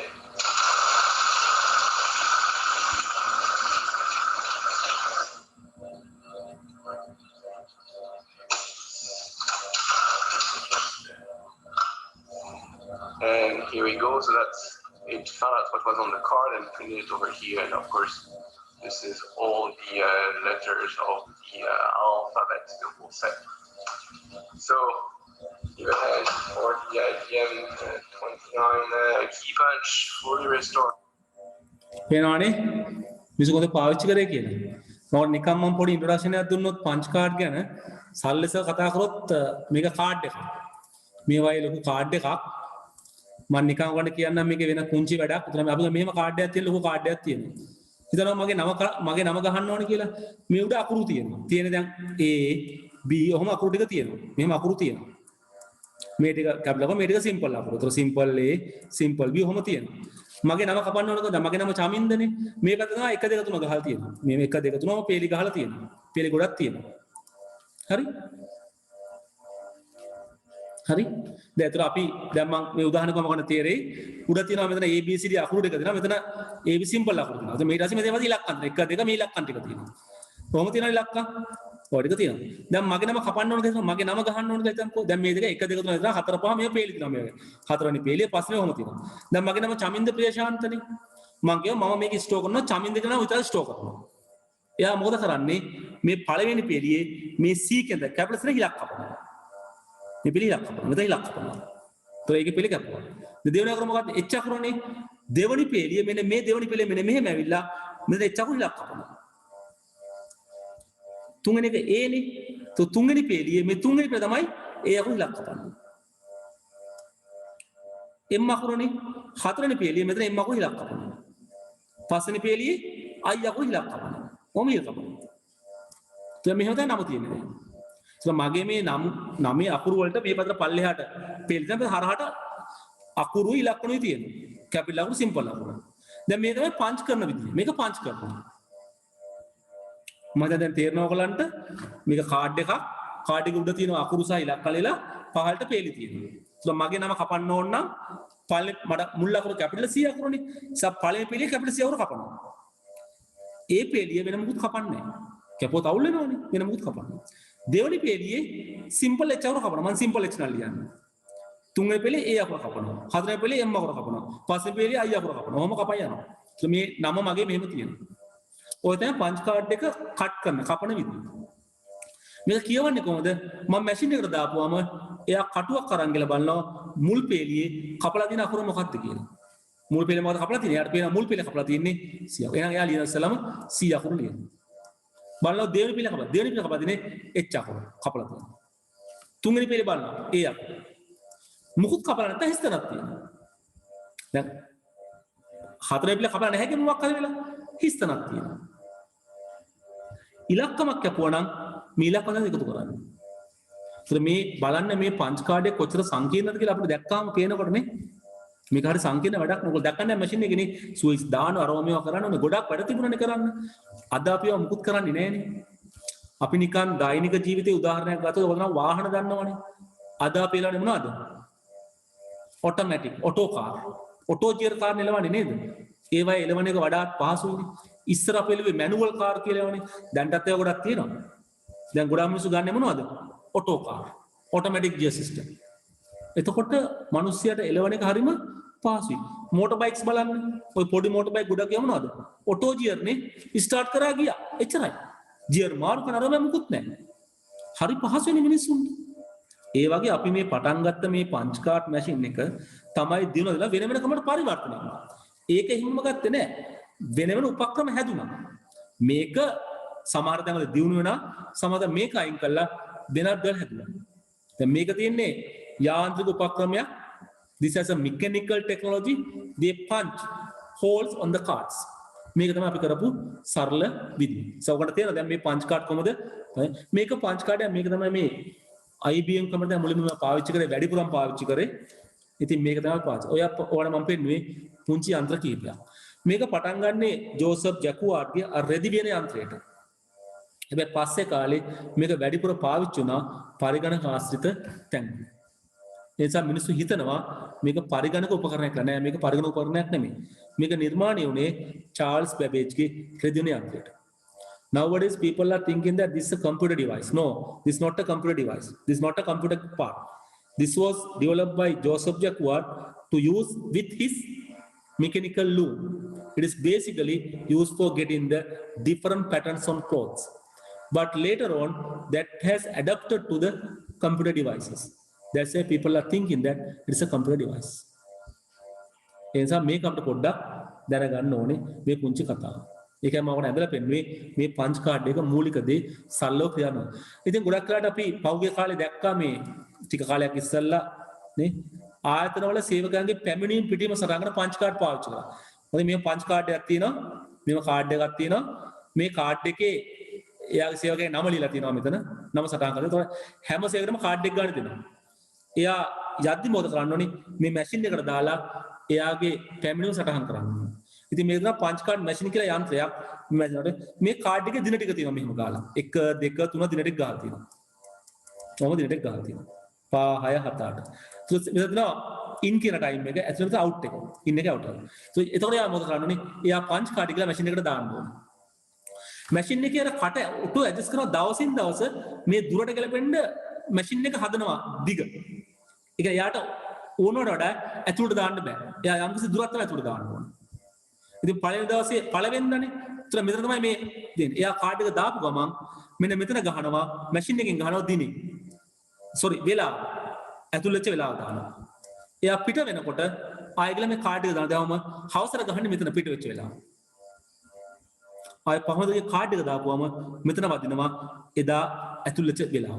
මෙතන ගහන පිට වෙච්ච වෙලාව. දවස් ටික ඔක්කොම ගියාම දවස් 30ක් හරි 30ක් හරි තියෙනවනේ. මේ කාඩ් එක දෙන්න ඕනේ ගිහිල්ලා ඒගොල්ලන් account branch එකට. ඒ branch එක ගම ඒගොල්ලෝ බලනවා මේ දවස් ටික බලලා ඒගොල්ලෝ ගණන් හදා ගන්නවා. පැය ගණන් හදා ගන්නවා. හදාගෙන එයාට පඩි හදනවා.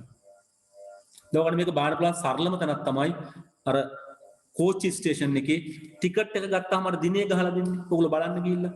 දැන් මේ වට ළමන්ට නක බාන පුළුවන් නේ. කෝච්චි ටිකට් එකේ ඒගොල්ලෝ දිනේ ගහනවා. ඒක තමයි වැලිඩ්. මොකද ටිකට් පට් එක print කරලානේ තියෙන්නේ. එදා දවසේ ගත්ත ටිකට් එක බලන්න මොකදනේ? ඒ ටිකට් එකේ date එක පංච් කරනවා. එතන හිල් කරන්නේ නැහැ එතන. මේ පංච් කාඩ් එක මේ සේවක ෆැමිලිස් ළඟ මේ කාඩ් එක හිල් කරන්නේ නැහැ. They don't make calls. They just punch on the card. ඒක මේ print කරන එකක් නෙමෙයි කරන්නේ. අතින් ලියන එකක් නෙමෙයි. type කරන එකක් නෙමෙයි කරන්නේ. මේ මැෂින් එකෙන් මේගොල්ලෝ අර ඒකේ හිලක් හදනවා වගේ හදනවා. emboss කරනවා. නැත්තම් අපි කියනවා engrave කපනවා. එහෙම තමයි කරන්නේ.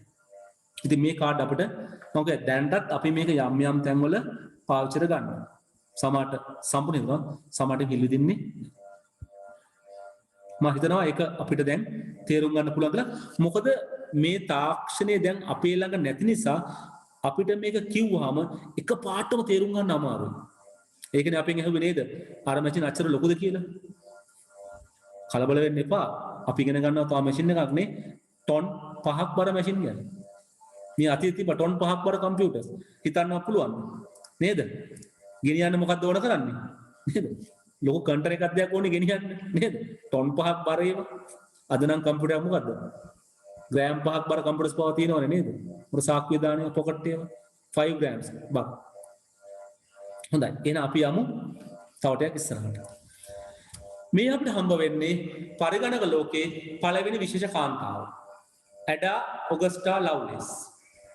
මෙයා ගැන පොඩ්ඩක් කියන්න ඕනේ. මෙයා ගැන කියන්න තියෙන විශේෂ කාරණා තමයි මෙයා චාල්ස් බැබේජ්ගේ යාළුවා. She was a friend of Charles Babbage. Charles Babbage වැඩ කරද්දී මෙයා එනවා චාල්ස් බැබේජ් හම්බ වෙන්න. චාල්ස් බැබේජ් කියන්නේ ගණිතඥයා. Charles Babbage was a mathematician. ස්වභාවිකවම මේ ගණන්කාරයෝ ලියන්න කම්මැලි. Natively mathematicians are very much lack to write. ලියන්න කම්මැලි. ලියන්න එච්චර නඩු දක්වන්නේ නැහැ. හැබැයි මේ ඇඩා ඔගස්ටා ලව්ලේස් කියන කාන්තාව ගත්තොත් මෙයාගේ තාත්තා පල්ලියේ ෆාදර් කෙනෙක්. He's a priest of the church.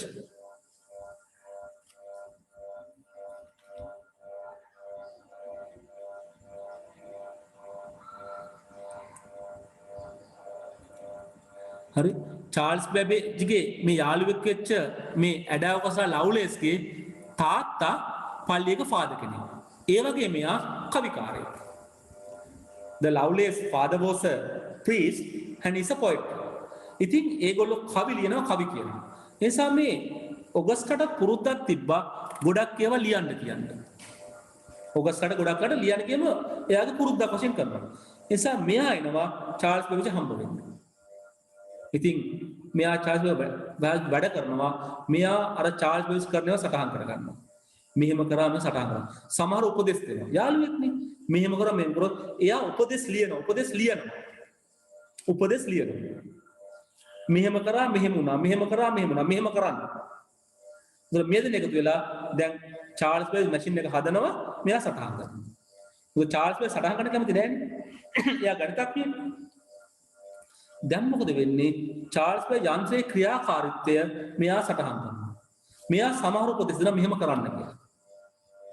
පස්සේ කාලේ අපි කම්පියුටර් හදුවට පස්සේ අපි කම්පියුටර් දියුණු කරාට පස්සේ අපි ලියනවා පුංචි දාගෙන කම්පියුටර් ප්‍රෝග්‍රෑමින් කියලා. Computer programmes. මොකද්ද කම්පියුටර් ප්‍රෝග්‍රෑම් එකක් කියලා කියන්නේ? What is mean by computer program? Set of instructions given to the computer to do something.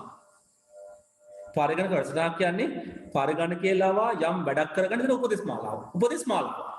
මේක පිළිවෙලට ලියපු විස්තර ටිකක්. දවලු කියන්නේ අපි උත්සවයක් කරද්දී උත්සව වැඩසටහන කියලා.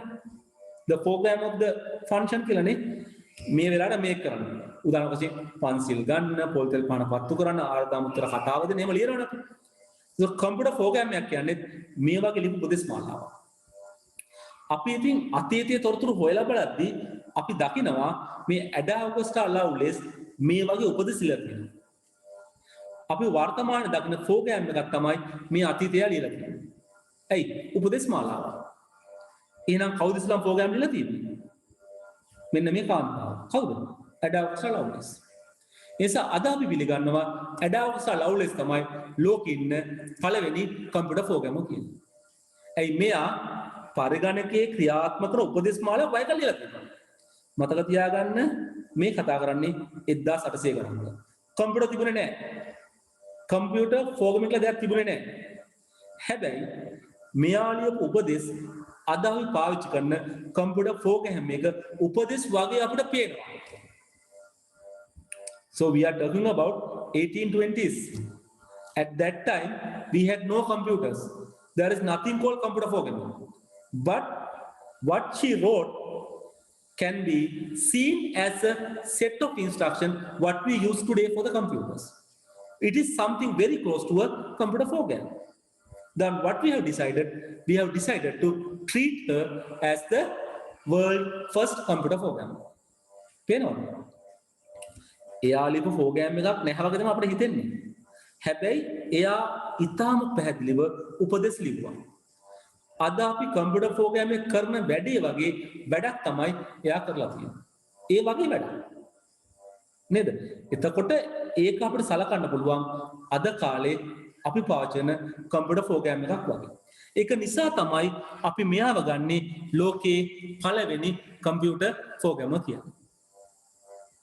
නැත්තම් එයා කම්පියුටර් භාෂා ප්‍රෝග්‍රෑම් එකක් ලිව්වේ නැහැ. හැබැයි එයා අර ඩිෆරන්ස් එන්ජින් එකේ පාවිච්චි කරන්න යම් උපදේශ ටිකක් දීලා තියෙනවා. මෙහෙම කරන්න. මොකද චාල්ස් බර්ග් යාළුවෙක්නේ. එයාත් එක්ක සාකච්ඡා කරනවා. එයාත් එක්ක නේ සාකච්ඡා කරලා මෙහෙම කරමු කියලා එයා සජෙස්ට් කරලා තියෙනවා. ඒක නිසා අපි අද සලකනවා මෙයා තමයි කම්පියුටර් ප්‍රෝග්‍රෑම් එකක් මුලින්ම ලිව්වේ කියලා. තේරුණා නේද? එහෙනම් පුංචි වාක්‍යයක් ලියාගමු. කවුරු ගැනද? ඇඩා ඔගස්ටා ලව්ලෙස්. වාක්‍ය දෙකක් අපි ලියනවා ඇඩා ඔගස්ටා ලව්ලෙස් ගැන. සිංහලෙන් පුංචි වාක්‍යයක් ලියාගමු.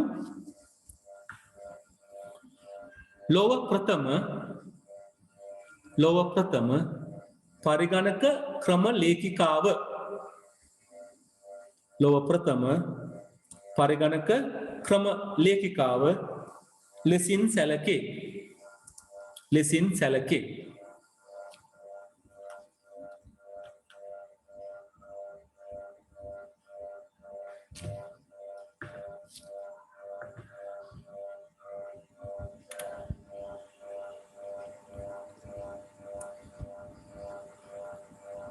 English ලියාගමු. treated as the world first computer programmer. World first computer programmer. ඉතින් අපි පුංචි වාක්‍යයක් ලියාගමු. නේද? මම ඔයගලන්ට කිව්වා ලෝකයේ මිනිස්සුන්ගේ නම් වලින් තියෙන්නේ පරිගණක භාෂා දෙකයි. එකක් තමයි පැස්කල් කියන භාෂාව. අනිත් භාෂාව තමයි මේ ඇඩා කියන භාෂාව. In the world there are only two programming languages which are devoted for the name of people. The first one is the Pascal, that is made to honor the Blaise Pascal. The second language is Ada. Ada is made to honor the Ada Augusta Lovelace. Ada කියන භාෂාව විශේෂ භාෂාවක්. මේක හැමතැනම පාවිච්චි කරන්නේ නැහැ. මේක පාවිච්චි කරන්නේ ඇමරිකාවේ ආරක්ෂක අමාත්‍යාංශ තුල විතරයි. This used only in the Defense Ministry of US. Not other places are using the Ada programming language. But if you look at Pascal, Pascal is a general programming language used by many different places. Pascal කියලා කියන්නේ සරල සාමාන්‍ය පරිගණක භාෂාවක්. ඒක ගොඩක් කාර්ය සඳහා භාවිත කරනවා. හැබැයි Ada කියන භාෂාව සුවිශේෂී භාෂාවක්. ඒක පාවිච්චි කරේ ඇමරිකාවේ ආරක්ෂක අමාත්‍යාංශ තුල විතරයි. අනිතලා පාවිච්චි කරගත්තේ නැහැ. නිසා මේක විශේෂයි. එහෙනම් පුංචි වාක්‍යයක් අපි ලියාගමු. මේ වාක්‍යයත් මයට ගෞරව කිරීම උදෙසා මයට ගෞරව කිරීම උදෙසා ADA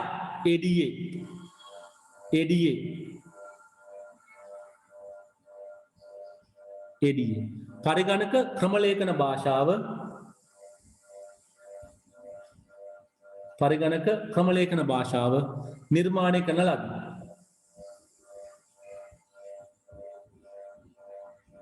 We write in English. ADA computer programming language.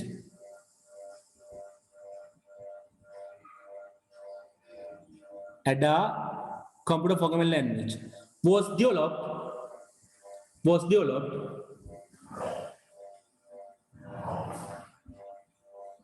to honor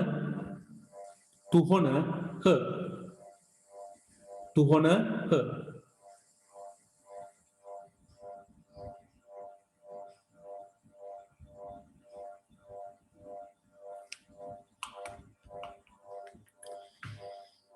කෙනෙක් අහනවා ඇයි සර් ඇමරිකාවේ ආරක්ෂක ආයතන පාවිච්චි කරන්න කියලා. ඒක පුතේ නිර්මාණය කරේම ඒ ආයතන විශේෂ වැඩ කරන්න. මොකද ඒකෙන් අනිත් තැන්වල වැඩ කරන්න බෑ. ආරක්ෂක අමාත්‍යාංශද විශේෂ වැඩ පාවිච්චි කරේ. ඒක පිටකට දුන්නෙත් නැහැ. ඒක බාහිර ලෝකෙට දුන්නෙත් නැහැ. ඒක ඒගොල්ලන්ගේ විශේෂ වැඩසටහන පමණක් පාවිච්චි කරා. මොකද ඒක නිර්මාණයේ විශේෂ කාර්යයක් සඳහා. ඒවයි ගොඩක් ඒවා තියෙනවා. දැන් සමහර උපකරණ හදන්නේ විශේෂ තැන්වල පාවිච්චි කරන්නේ. ඒවා අනිත් තැන් වලට මිනිස්සු විකුණන්නෙත් නැහනේ. ඒක විකුණන්නෙත් නැහැ. ඒක අනිත් කටට පාවිච්චි කරන්න අවස්ථාව ලැබෙන්නෙත් නැහැ. ඒ නිසා මේක ලෝකයේ වෙන කාටවත් ලබා දුන්නේ නැහැ අපි දැනුවත්. ඉතින් මේක කියන්නේ ආරක්ෂක අමාත්‍යාංශය තුල විතරක් පාවිච්චිට ගත්තයි කියන්නේ. හරි ඒක තමයි ඒකේ හේතුව. ඉතින් ඒකට සමහරවිට අපිට විශේෂ හේතුවක් හොයන්න බෑ. අපි දන්නේ ඇයි ඒක උනේ කියලා. මොකද අපිට තියෙන්නේ මේ ප්‍රකාශයට පත් කරපු තොරතුරුනේ, පබ්ලිෂ් කරපු ඉන්ෆර්මේෂන් නේ.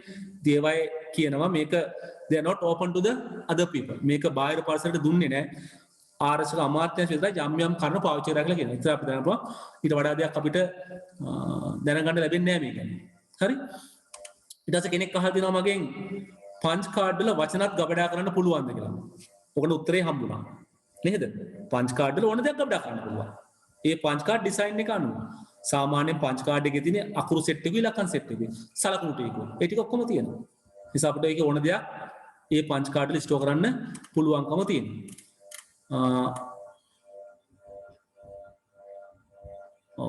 දැන් අද කියන්නේ software කියන්නේ වෙන දෙයක්. අපි පස්සේ ඉගෙන ගන්නවා software ගැන. software කියන්නේ පරිගණකයේ පාවිච්චි කරන පරිගණක වැඩසටහන. ඒක තමයි software කියලා කියන්නේ. so software ලියන්න තමයි පාවිච්චි කරන්නේ computer programming language. පරිගණක භාෂාව පාවිච්චි කළා අපි computer software පරිගණක මෘදුකාංග නිර්මාණය කරනවා. මම කියව එකයි අපි 11 පන්තියේදී Pascal භාෂාව පාවිච්චි කළා computer program ලියන්න ඉගෙන ගන්න.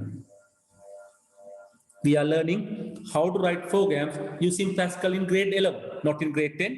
In grade 11, we are learning how to write programs using Pascal.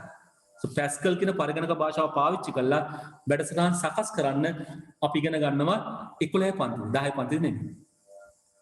හරි? right. අයි පොඩ්ඩක් එන තව ඉස්සරහට යන්න. අපිට හම්බ වෙනවා පරිගණක ලෝකේ තවත් දැවැන්ත පුද්ගලෙක්. Herman Hollerith. He's a giant person in the computer world. He is an American statistician. මෙයා ඇමරිකානු ජාතික සංඛ්‍යාන විද්‍යාඥයෙක්. එන ඉස්සරහින් ලියා ගන්න නේද? ඇමරිකානු ජාතික සංඛ්‍යාන විද්‍යාඥයෙක්. An American statistician. පුතේදුවේ මේ පුද්ගලයන්ගේ තත්ත්වය ගැන ඉගෙන ගන්න. මොකද නිකම් මෙයා මේක කරා කියලා නෙමෙයි. මේක ඇතුළට ගිහිල්ලා මේක අභ්‍යන්තරට ගිහිල්ලා මෙයාගේ ක්‍රියාකාරීත්වය හදන්න. එතකොට අපිට මේක මතක හිටිනවා. ඊට ප්‍රශ්නේ තියෙන්නේ සංඛ්‍යාන විද්‍යාඥයෝ කරන්නේ මොනවද? අපිට ඔක තේරෙන්නේ නැහැ. So a lot of people have not understood what is the function of the statisticians. සංඛ්‍යාන විද්‍යාව මොකක්ද? මේගොල්ලෝ කරන්නේ මොකද්ද? මේගොල්ලෝ සංඛ්‍යාත් එක්ක වැඩ කරනවා. ඉලක්කම් එක වැඩ කරනවා. ඉලක්කම් එක වැඩ කරලා මේ ඉලක්කම් පාවිච්චි කරලා මේගොල්ලෝ යම් ආකාරයේ පුරෝකථන ඉදිරිපත් කරනවා. Statisticians are working with numbers, digits, and they make some forecast. මේගොල්ලෝ යම් ආකාරයක පුරෝකථන ඉදිරිපත් කරනවා. මම සරල උදාහරණයක් කිව්වොත් මේ හර්මන් හොරිත්ගේ කතාවත් එක්ක මෙයා 1890 ඇමරිකානු ජනසංගණනය සාර්ථකව ඉවර කරනවා කෙටි කාලෙකින් සිදුරුපත් සංකල්පය පාවිච්චි කරලා. මට ඉස්සෙල්ලාම කෙනෙක් කියන්න මොකද්ද මේ ජනසංගණනය කියන්නේ කියලා? ජනසංගණනය කියන්නේ මොකද්ද කියලා දැන් මට පුළුවන් කෙනෙක් ජනගහනය සංඛ්‍යාත්මක ඔව් ජනසංගණනය කියන්නේ බොහොම ලොකු වැඩක්. ජනසංගණනය කරන්නේ මොකද්ද? රටේ ඉන්න ජනතාව ගණනය කරනවා. නිකම්ම ගණන් හදනව නෙමෙයි. මේ ජනතාවගේ විස්තර තොරතුරු කර්ම එකස් කරනවා. In a census, we are collecting the details about the people in the country. උදාහරණයක් වශයෙන් අපි එකතු කරනවා අපේ ලංකාවේ කියලා මිනිස්සුන්ගේ අධ්‍යාපන තත්ත්වය කොහොමද? උදාහරණයක් වශයෙන් අපි එකතු කරගන්නවා 8 වසර දක්වා පාසල් ගිය කට්ටිය කවුද? O level සමත් කවුද? A level සමත් කවුද? A level science කරපු කට්ටිය කවුද? A level commerce කරපු කට්ටිය කවුද? අපි එකතු කරනවා.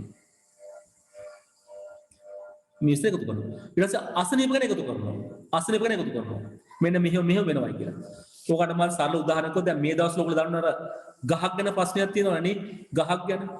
ඒක ගස් සංගණනය. Census of the tree. ඉතින් අපි කාලෙන් කාලට ගස් ගැන තොරතුරු දෙන මෙන්න මේ ගස් මෙච්චර රටේ තියෙනවා. ඒකනේ කිව්වේ අර ගහක් තියෙනනේ අපේ කිට්ටුවනේ. ඒ ගහ නැහැ කියලා ලංකාවේ කොහෙවත්. මේ මොකෙන්ද කරේ? සංගණනය. With the census, we are identifying what kind of trees we have, how many trees we have. අපිට දෙන ගස් ಜಾති මොනවද? එකෙන් කීයක් තියෙනවද? එතකොට මේ සෙන්සස් එකෙන් කරන්නේ ජනසංගණනය කරන්නේ මොකද්ද? රටේ ඉන්න මිනිස්සුන්ගේ තොරතුරු එකස් කරගන්නවා. රටෙන් තොරතුරුන්ගේ තොරතුරු එකස් කරනවා. ඒ උතරම් බලනවා උදාහරණයක් වශයෙන් 5 වෙනි ශ්‍රේණිය දක්වා ඉගෙන ගත්ත මිනිස්සු කොච්චර ඉන්නවද? 8 වෙනි ශ්‍රේණිය දක්වා ඉගෙන ගත්ත කොච්චර මිනිස්සු ඉන්නවද? O level දක්වා ඉගෙන ගත්ත කොච්චර මිනිස්සු ඉන්නවද? A level දක්වා ඉගෙන ගත්ත කොච්චර මිනිස්සු ඉන්නවද? උපාධිගත කට්ටිය කොච්චර ඉන්නවද? රැකියාවක් නැති කට්ටිය කොච්චර ඉන්නවද? රස්සාවල් නැති කට්ටිය කොච්චර ඉන්නවද? How many people are there without jobless people? නේද? අසනීප ගැන කතා කරනවා. එක අසනීප ගැන. ගොඩක් අසනීප තියෙනවනේ. දියවැඩියාව ලෙඩු කීයද නෙමෙයි. heart attack ලෙඩු කීයද? ඔක්කොම එකතු කරනවා. ඊට පස්සේ මේ තොරතුරු එක්ලස් කරලා විශ්ලේෂණය කළා අපි පුරෝකථනයක් කියනවා. මොකද්ද පුරෝකථනයක් කියන්නේ? අනාගතේ සිදුවිය හැකි දේ ගැන අපි කියන්නේ. පුරෝකථනයක් කියන්නේ ප්‍රෙඩික්ෂන් එකක්. පුරෝකථනයක් කියන්නේ අනාගතේ විය හැකි දේ. උදාහරණයක් වශයෙන් අපිට පේනවා නම් මේ වෙලාවේ උපාධිගත මිනිස්සු ගොඩක් ඉන්නවයි කියලා මොකක්ද අදහස? අපිට අනාගතේ රැකියාව සම්බන්ධයෙන් ගැටලුවක් ඇති වෙනවා. ඇයි? අපි ප්‍රමාණවත්ව රස්සාව හැදුවේ නැත්තම් අපිට රස්සාව වෙන ප්‍රශ්නයක් ඇති වෙනවා. අපි මේ වගේ කරලානේ ඔයගොල්ලන්ගේ ඉස්කෝලේ සිලබස් එකට ICT දැම්මේ සබ්ජෙක්ට් එකක් වශයෙන්. 2005 අවුරුද්දේ අපි ICT දැම්මා. මොකද ලෝකේ හැමතැනම ICT අධ්‍යාපනය අනිවාර්ය වුණා. නිසා 2005 අවුරුද්දේදී අපි O level පන්තියට ICT විෂය දැම්මා. 2007 අවුරුද්දේ විභාගෙ තිබ්බා. ඊට ටික කාලයක් ගිහිල්ලා 2009 අවුරුද්දේ අපි A level පන්තියට ICT ගෙනාවා. ඇයි මොකද? O level ICT කරපු කට්ටියට A level කරන්න දෙන්න ICT. අපි 2009 ICT පටන් ගත්ත A level 2000 පළවෙනි විභාගෙ තිබ්බා. බලන්න. අද අපි කතා කරනකොට අපි ලංකාවේ රටක ටයිපිස්ලා ඕනේ නැහැ. ටයිපින් කරන ටයිපිස්ලා නැහැ ලංකාවේ. ටයිප්‍රයිටර් නැහැ. මොකක්ද තින්නේ? කම්පියුටර් ඔපරේටර්ස්ලා ඕනේ. ඒතර අපි පුරුදු කරන්නේ කම්පියුටර් ඔපරේටර්ස්ලා. අපි මේවා ගැන පුරෝකථනයක් කරනවා. අනාගත වාක්‍යයක් කියනවා. මෙන්න මේක අපිට ඕන කරන රැකියා තත්ත්වය. මේක තමයි ඕනේ. අපේ මතය වෙන්නේ. සාමාන්‍ය ලෝක ජනසංගණනයක් කරන්නේ අවුරුදු 10කට සැරයක්. හැම අවුරුද්දෙම කරන්නේ නැහැ. Normally census are taking place 10 years time. Every 10 years we do a census. So ජනසංගණනය කියනවා අපේ රටේ මිනිස්සුන්ගේ විස්තර ගොඩක්. රැකියාවල තත්ත්ව, අසනීපල තත්ත්ව, අධ්‍යාපනයේ ගොඩක් ඒවා කියනවා. ඒක පුරෝකථනයක් කරනවා. උදාහරණයක් වශයෙන් අපිට පෙවුනොත් දියවැඩියා රෝගීන් වැඩිපුර ඉන්නවයි කියලා මේ දවස්වල සංගණනේ අපිට කියත හැකි තව අවුරුදු දෙක තුනක් ඇද්දී මොකද වෙන්නේ? ලංකාවේ දියවැඩියාව ලොකු ප්‍රශ්නයක් කරනවා. නේද? දැන් කැලෑවල් ගැන කියන්නේ කැලෑවල් අඩු වෙලා කියලා. අපි කරන් හදනවා. කැලෑ ප්‍රමාණය. ඒක කැලෑව අඩුනා කියන්නේ මොකද්ද? අනාගතයේ අපිට වැස සම්බන්ධයෙන් ප්‍රශ්නයක් වෙනවා. සත්තු සම්බන්ධයෙන් ප්‍රශ්නයක් වෙනවා. නේද? සත්තු අඩු වෙනවා. ඇයි? කැලෑ අඩු කියන්නේ සත්තු අඩු වෙනවා. දැන් ඔය කියන්නේ වනාලි ප්‍රශ්නේ. මොකද? කැලෑව අඩු වෙද්දි අලින් හිට නැති වෙනවා. අලි මොකද කරන්නේ? කැලෑවෙන් එළියට එනකොටද ගම්මානකට ප්‍රශ්නයක් නැද්ද?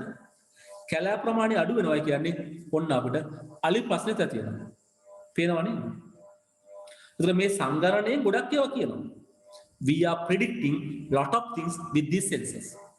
ඉතින් මේ 1899 කාලේ ඇමරිකාවේ ජනසංගණනය කරද්දී මේකේ ප්‍රතිඵල දෙන්න ගොඩාක් කල් ගත වුණා. අවුරුදු 10ක් 12ක් 15ක් ගියාලු ජනසංගණනයේ ප්‍රතිඵල දෙන්න. ඒතර මොකද වෙන්නේ? මේ ප්‍රතිඵල දෙනකොට මේ ප්‍රතිඵල වලින් ප්‍රයෝජනයක් නැහැ. ඇයි? ප්‍රතිඵලයේ එනකොට පරක්කු වැඩි. උදාහරණයක් වශයෙන් අපි ජනසංගණනය කරද්දී අවුරුදු 10 ළමයා ප්‍රතිඵලයෙන් අවුරුදු 10කට පස්සේ නම් මොකද වෙන්නේ? ඒ ළමයට අවුරුදු 20ක් අර තිබිච්ච ප්‍රශ්න ඔක්කොම වෙනස් වෙනවා. ලෝකෙ වෙනස් වෙනවා. නේද? දැන් ඔයගොල්ලෝ මේ දවස් කියන්නේ සමහර තීන්දුව ප්‍රමාදයි කියලා නේද? ප්‍රමාද වෙන්න මොකද වෙන්නේ? අපිට පාඩුවක් සිදු වෙනවා. ඒ සමයේ 1800 ගණන් වල ජනසංගණන සිද්ධ කරද්දී ඇමරිකාවේ ලොකු කාලයක් ගත වුණා. මෙන්න මේ පුද්ගලයා කවුද? හර්මන් හොල්රික්. එයා ස්ටැටිස්ටිෂියන් කෙනෙක්. සංඛ්‍යාන විද්‍යාඥයෙක්. මෙන්න මෙයා එනවා. මෙයා ඇවිල්ලා කියනවා මම 1800 ජනසංගණනේ මම මේක කෙටි කාලෙකින් කරලා දෙන්නම්. මම මේක ඉක්මනට කරලා දෙන්නම්. නෝට්ස් වල තියෙන්නේ මෙයා මේක අවුරුදු 2කමාරකින් ඉවර කරයි කියලා. අවුරුදු 12ක් 15ක් විතර යන එක මෙයා අවුරුදු 2කමාරකින් ඉවර කරනවා. කොහොමද ඉවර කරේ? මෙයා පාවිච්චි කරා අර ජෝසප් ජැකුවාර්ගේ සිදුරුපත් සංකල්පය. එයා කරේ මොකක්ද දන්නවද? මිනිස්සුන්ගේ විස්තර අර කාඩ් වල පංච් කරන්න කිව්වා. කාඩ් වල පංච් කරන්න කිව්වා. පංච් කළා ගෙනවට පස්සේ එයා පංච් කාඩ් රීඩර් එකක් හදලා මේ රීඩර් එකෙන් ඉක්මනට කියනවා. අතින් ලියනවට වඩා වැඩි වේගකින් මේ යන්ත්‍රයෙන් කියවන්න පුළුවන් වුණා. ඒ මැෂින් එකට කිව්වා ටැබුලේටින් මැෂින් කියලා. ටැබුලේටින් මැෂින් එයා කරේ මොකද්ද? ජනසංගණන යන හැටි පුංචි මැෂින් එකක් පංච් කරනවා. අතින් ලියන්න ඕනේ නැහැ. අතින් ලියවම ලොකු වෙලාවක් යනවනේ. ඔයගොල්ලෝ සරලව දන්නවනේ අතින් ලියවම මොකද කියව ගන්නත් අමාරුයිනේ. මිස්ටේක් ප්‍රමාණයත් වැඩිනේ. හරි? ඒක නිසා අපි මේ කතා කරන පංච් කාඩ් එක පාවිච්චි කරලා මෙයා මේ වැඩේ සාර්ථකව කරා. ඉතින් කියනවා අවුරුදු 2කමාරකින් මෙයාට පුළුවන් වුණා කියලා මේ 1890 ජනසංගණනයේ ප්‍රතිඵලය දෙන්න. මේක දැන් මිනිස්සුන්ට විශ්වාස කරන්න බැයි. අවුරුදු 12ක් 15ක් ගිය වැඩේ මෙයා ඉවර කරනවා අවුරුදු 2කමාරකින්. මේක විශ්ව කරන වැඩක් නේ. Generally, it took about 12 to 15 years, but he has completed within 2.5 years. This is a marvelous work. Now people are asking from Herman Holrick, how did you do that? ඔයා කොහොමද මේක කරේ? එයා කිව්වා මම මේක කරේ මෙන්න මේ යන්ත්‍රයෙන්. මොකෙන්ද මම කරේ? ටැබුලේටින් මැෂින් එකෙන්. මේ සංකල්පය ආවේ කාගෙන්ද? ජෝසප් ජැකුවාර්ඩ්ගෙන්. දවකට තේරෙනවා. තේරුණාද? දැන් මොකද කරන්නේ? මිනිස්සු ඇවිල්ලා කියනවා බිස්නස් කාරයෝ ඇවිල්ලා කියනවා අනේ මටත් දෙන්න ටැබ්ලෙට් මැෂින් එකක් හදලා. ඇයි? මම මේ මහන්සිලා කරන ගණිත කර්ම මම මේ මහන්සිලා කරන මේ අර පුරෝකථන ප්‍රෙඩික්ෂන්ස් මට මේ මැෂින් එකෙන් ඉක්මනට කරගන්න පුළුවන් නේ. මෙයා කරන්නේ මොකද්ද? මැෂින් හදලා මිනිස්සුන්ට විකුණනවා. මෙයා මොකද කරන්නේ? මැෂින් හදලා මිනිස්සුන්ට විකුණනවා. මෙයා මේකෙන් ලොකු සල්ලියක් හම්බ කරනවා. මෙයා මේකෙන් ලොකු සල්ලියක් හම්බ කරනවා. මේ සල්ලි හම්බ කළා මෙයා පටන් ගන්නවා IBM කියන ලෝකයේ තියෙන දැවැන්තම පරිගණක ආයතනය. අදටත් ලෝකයේ තියෙන කම්පියුටර් හાર્ඩ්වෙයාර් නිර්මාණය කරන ලොකුම ආයතනම IBM. International Business Machines Incorporation ආයතනය මේ ආදායම එක පටන් ගන්නවා. මෙයාට සල්ලි ලැබෙන්නේ මේ tabulating machine විකුණලා හම්බ කරපු සල්ලි. එයාට මේකට මග පෑදෙන්නේ මෙයා මේ tabulating machine එකෙන් අර ජනසංගණනය ඉතාමත් සාර්ථකව ඉක්මනට ඉවර කරනවා. He's earning enough money by selling the tabulating machine. So basic reason behind tabulating machine is he did census of 1890 successfully within a short period of time. එයා බොහොම පුංචි කාලෙකදී මේක ඉතාමත් සාර්ථකව ඉවර කරනවා. ඒක නිසා තමයි මෙයා සල්ලි හම්බ කළා මේ IBM ආයතනය නිර්මාණය කරන්නේ. IBM is the world largest hardware manufacturer. අදලත් එයා තමයි හදන්නේ. අපි කතා කරන සුපිරි පරිගණක කියන ඒවා මේන් ෆ්‍රේම් කියන ඒවා තාමත් හදන්නේ IBM ආයතන තුල ලෝකෙ දින දැවැන්තම පරිගණක ආයතනය hardware manufacturer. තේරෙනවද? right. එහෙනම් පොඩ්ඩක් ලියාගමු මෙන්න මේ විස්තරය. ඔව් ප්‍රශ්න දෙකක් අහනවා. එක්කෙනෙක් අහනවා ලෝකයේ ICT අනිවාර්ය කරලා නම් ඇයි අපිට ICT තෝරගන්න දෙන ඕලෙවල කියලා.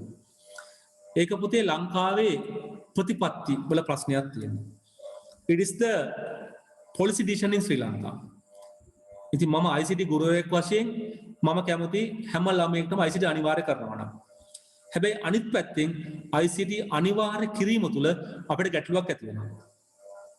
අංක 1 ICT උගන්වන්න තාමත් ප්‍රමාණවත් ගුරුවරු නැහැ. හොඳ ගුරුවරු නැහැ. ඒක පළවෙනි ප්‍රශ්නේ. දෙවැනි එක ICT නිකම්ම ඉගෙන ගන්න බෑ. අපිට මේකට ගොඩාක් උපකරණ ඕනේ. At least you need computers. එසා ඒවා දෙන්න අපිට තාම රටක් වශයෙන් අපිට ඒකට ක්‍රමවේදයක් හදලා නැහැ. සල්ලි නෙමෙයි හරි? සල්ලි නෙමෙයි මම කියන්නේ. ක්‍රමවේදයක් හදලා නැහැ.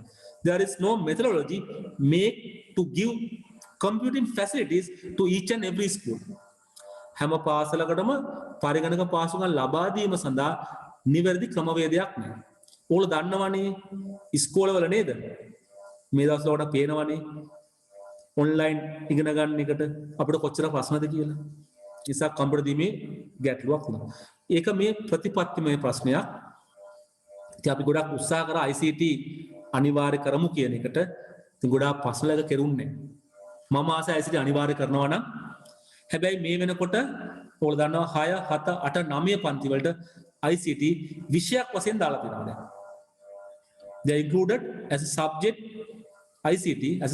ICT for grade 6 7 8 and 9. ටික කාලෙක මේක හරියයි කියලා අපි හිතනවා. හැබැයි තාමත් ඒකෙත් ප්‍රශ්න තියෙනවා. කෙනෙක් අහනවා මගෙන් පංච් කාඩ් එකක් ටයිප් කරලා වැරදුනොත් මොකද කරන්න කියලා. පංච් කාඩ් එක ටයිප් කරලා වැරදුනොත් එකම දේ තියෙන්නේ ඒ පංච් කාඩ් එක වීසි කරලා අලුතෙන් පංච් කාඩ් එක ආයෙ කී කරන්න. ඕගොල්ලෝ දැක්ක එකම පංච් කාඩ් එකේ ඩුප්ලිකේට් එකක් හදනවා. ඒ ඩුප්ලිකේට් හදලා බලන්නේ පංච් කාඩ් එක හරිද කියලා. හැමසම දෙයක් හදනවා. පංච් කාඩ් එකේ වැරදුනොත් අර බෑක් ස්පේස් කරන්න ඒව බෑ. හිලක් විදිනවනේ. හිලක් විදිනවා. ඒක නිසා මුකුත් කරන්න බෑ. දවල පොතේ නෝට්ස් එකේ වැරදුනොත් මොකද කරන්නේ ඔයගොල්ලෝ? ටිපෙස් ගන්න. ටිපෙස් නැති කට්ටිය මොකද කරන්නේ? කපලා අලුතෙන් ලියනවනේ. නේද? අර කාක පාද දාලා අරවා මේ.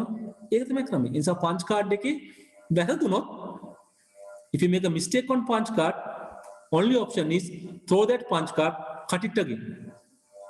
punch card එක අපි cut කරද්දී වැරදුනොත් එකම option එකයි තියෙන්නේ. ඒ punch card එක වීසි කරන්න අලුත් punch card එකක් හදන්න. එච්චරයි. වෙන මොකක්ද නැහැ.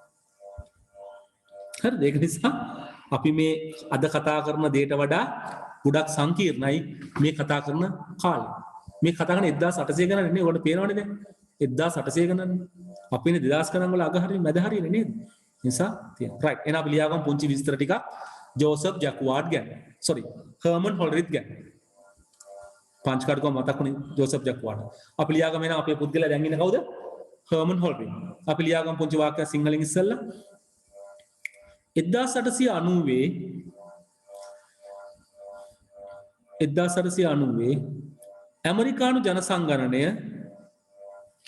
ඇමරිකානු ජනසංගණනය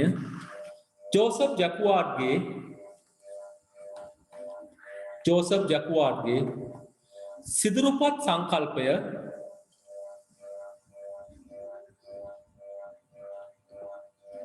සිදුරුපත් සංකල්පය භාවිත කරමින්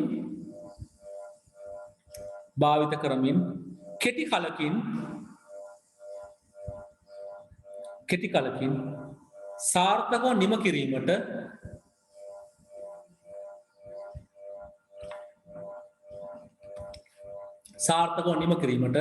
සමත් විය.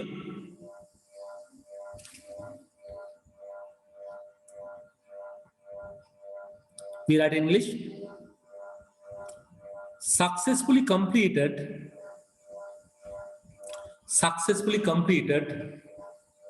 the 1890 US census within short period of time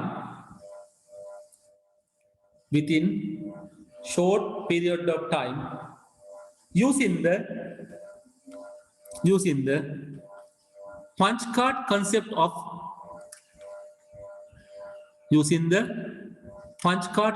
of Joseph Jacquard.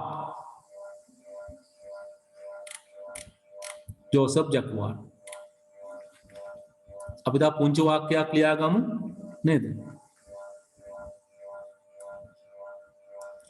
IBM ආයතනය IBM එකේ full form එක ලියා ගන්න International Business Machines. IBM International Business Machines. ආයතනය බිහි කිරීමට මුල් විය.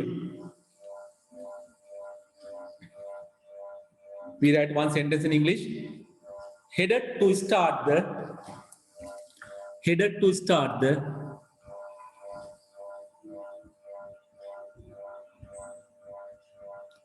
IBM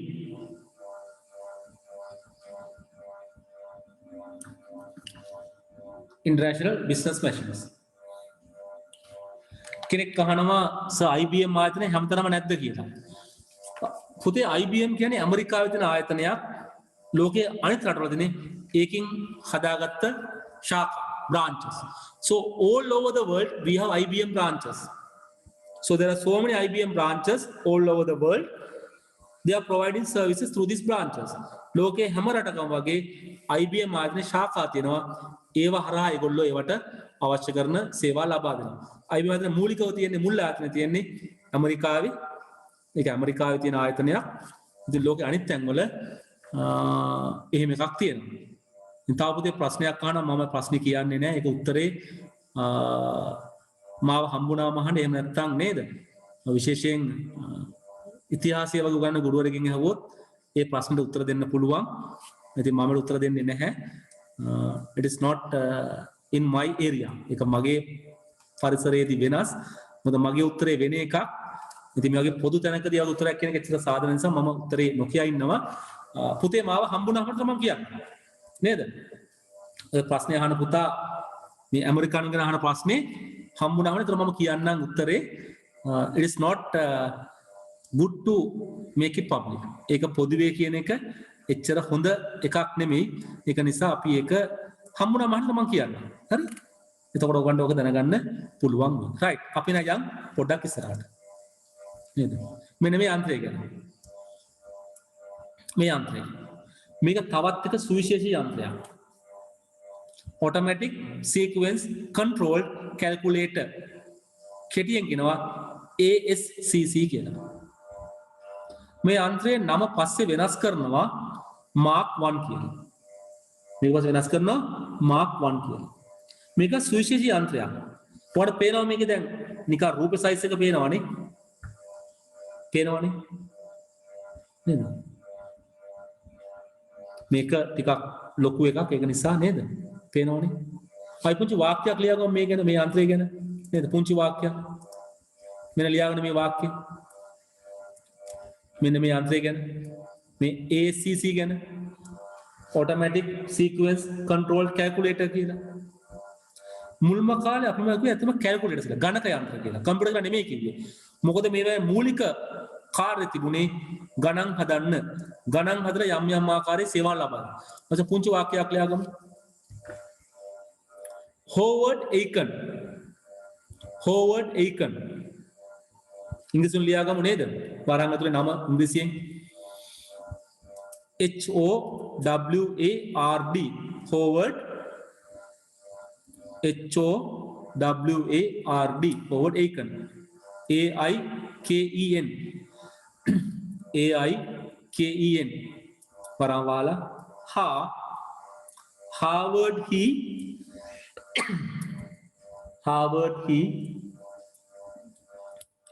IBM ආයතනයේ Harvard D IBM ආයතනයේ සේවය කළ IBM ආයතනයේ සේවය කළ ඔහුගේ මිතුරන් එක්ව 1944 දී පමණ 1944 දී පමණ නිර්මාණය කරන ලද 1944 දී පමණ නිර්මාණය කරන ලද මෙහි යාන්ත්‍රික කොටස්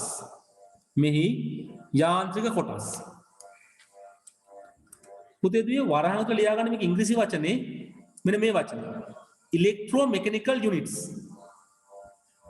වරහක ලියාගන්න electromechanical units ELEC TRO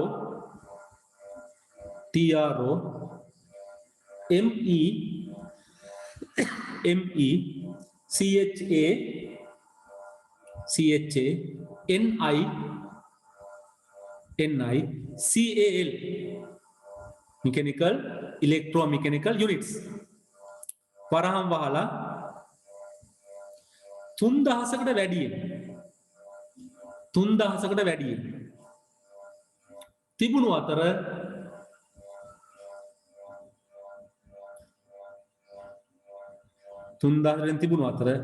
බරින් ton 5ක් පමණ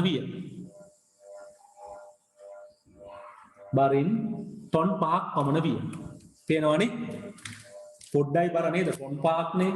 ගොඩක් ලොකු බරක් නෑ නේද? ඔය ටිකක් ලොකු වාහනයක් ගෙනම දාන්න යන්න පුළුවන් නේද? ටොන් 5යිනේ ලොකු බරක් නෑ. හරි. අපි ලියාගමු ඉංග්‍රීසියෙන් developed by Howard Aiken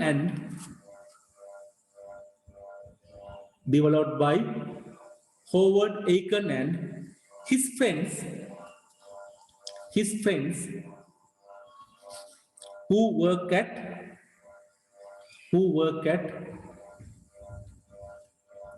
IBM of Harvard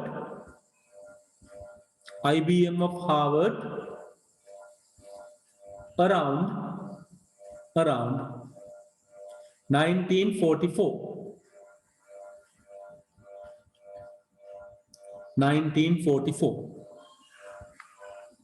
This had more than 3,000 electromechanical units and it was about 5 tons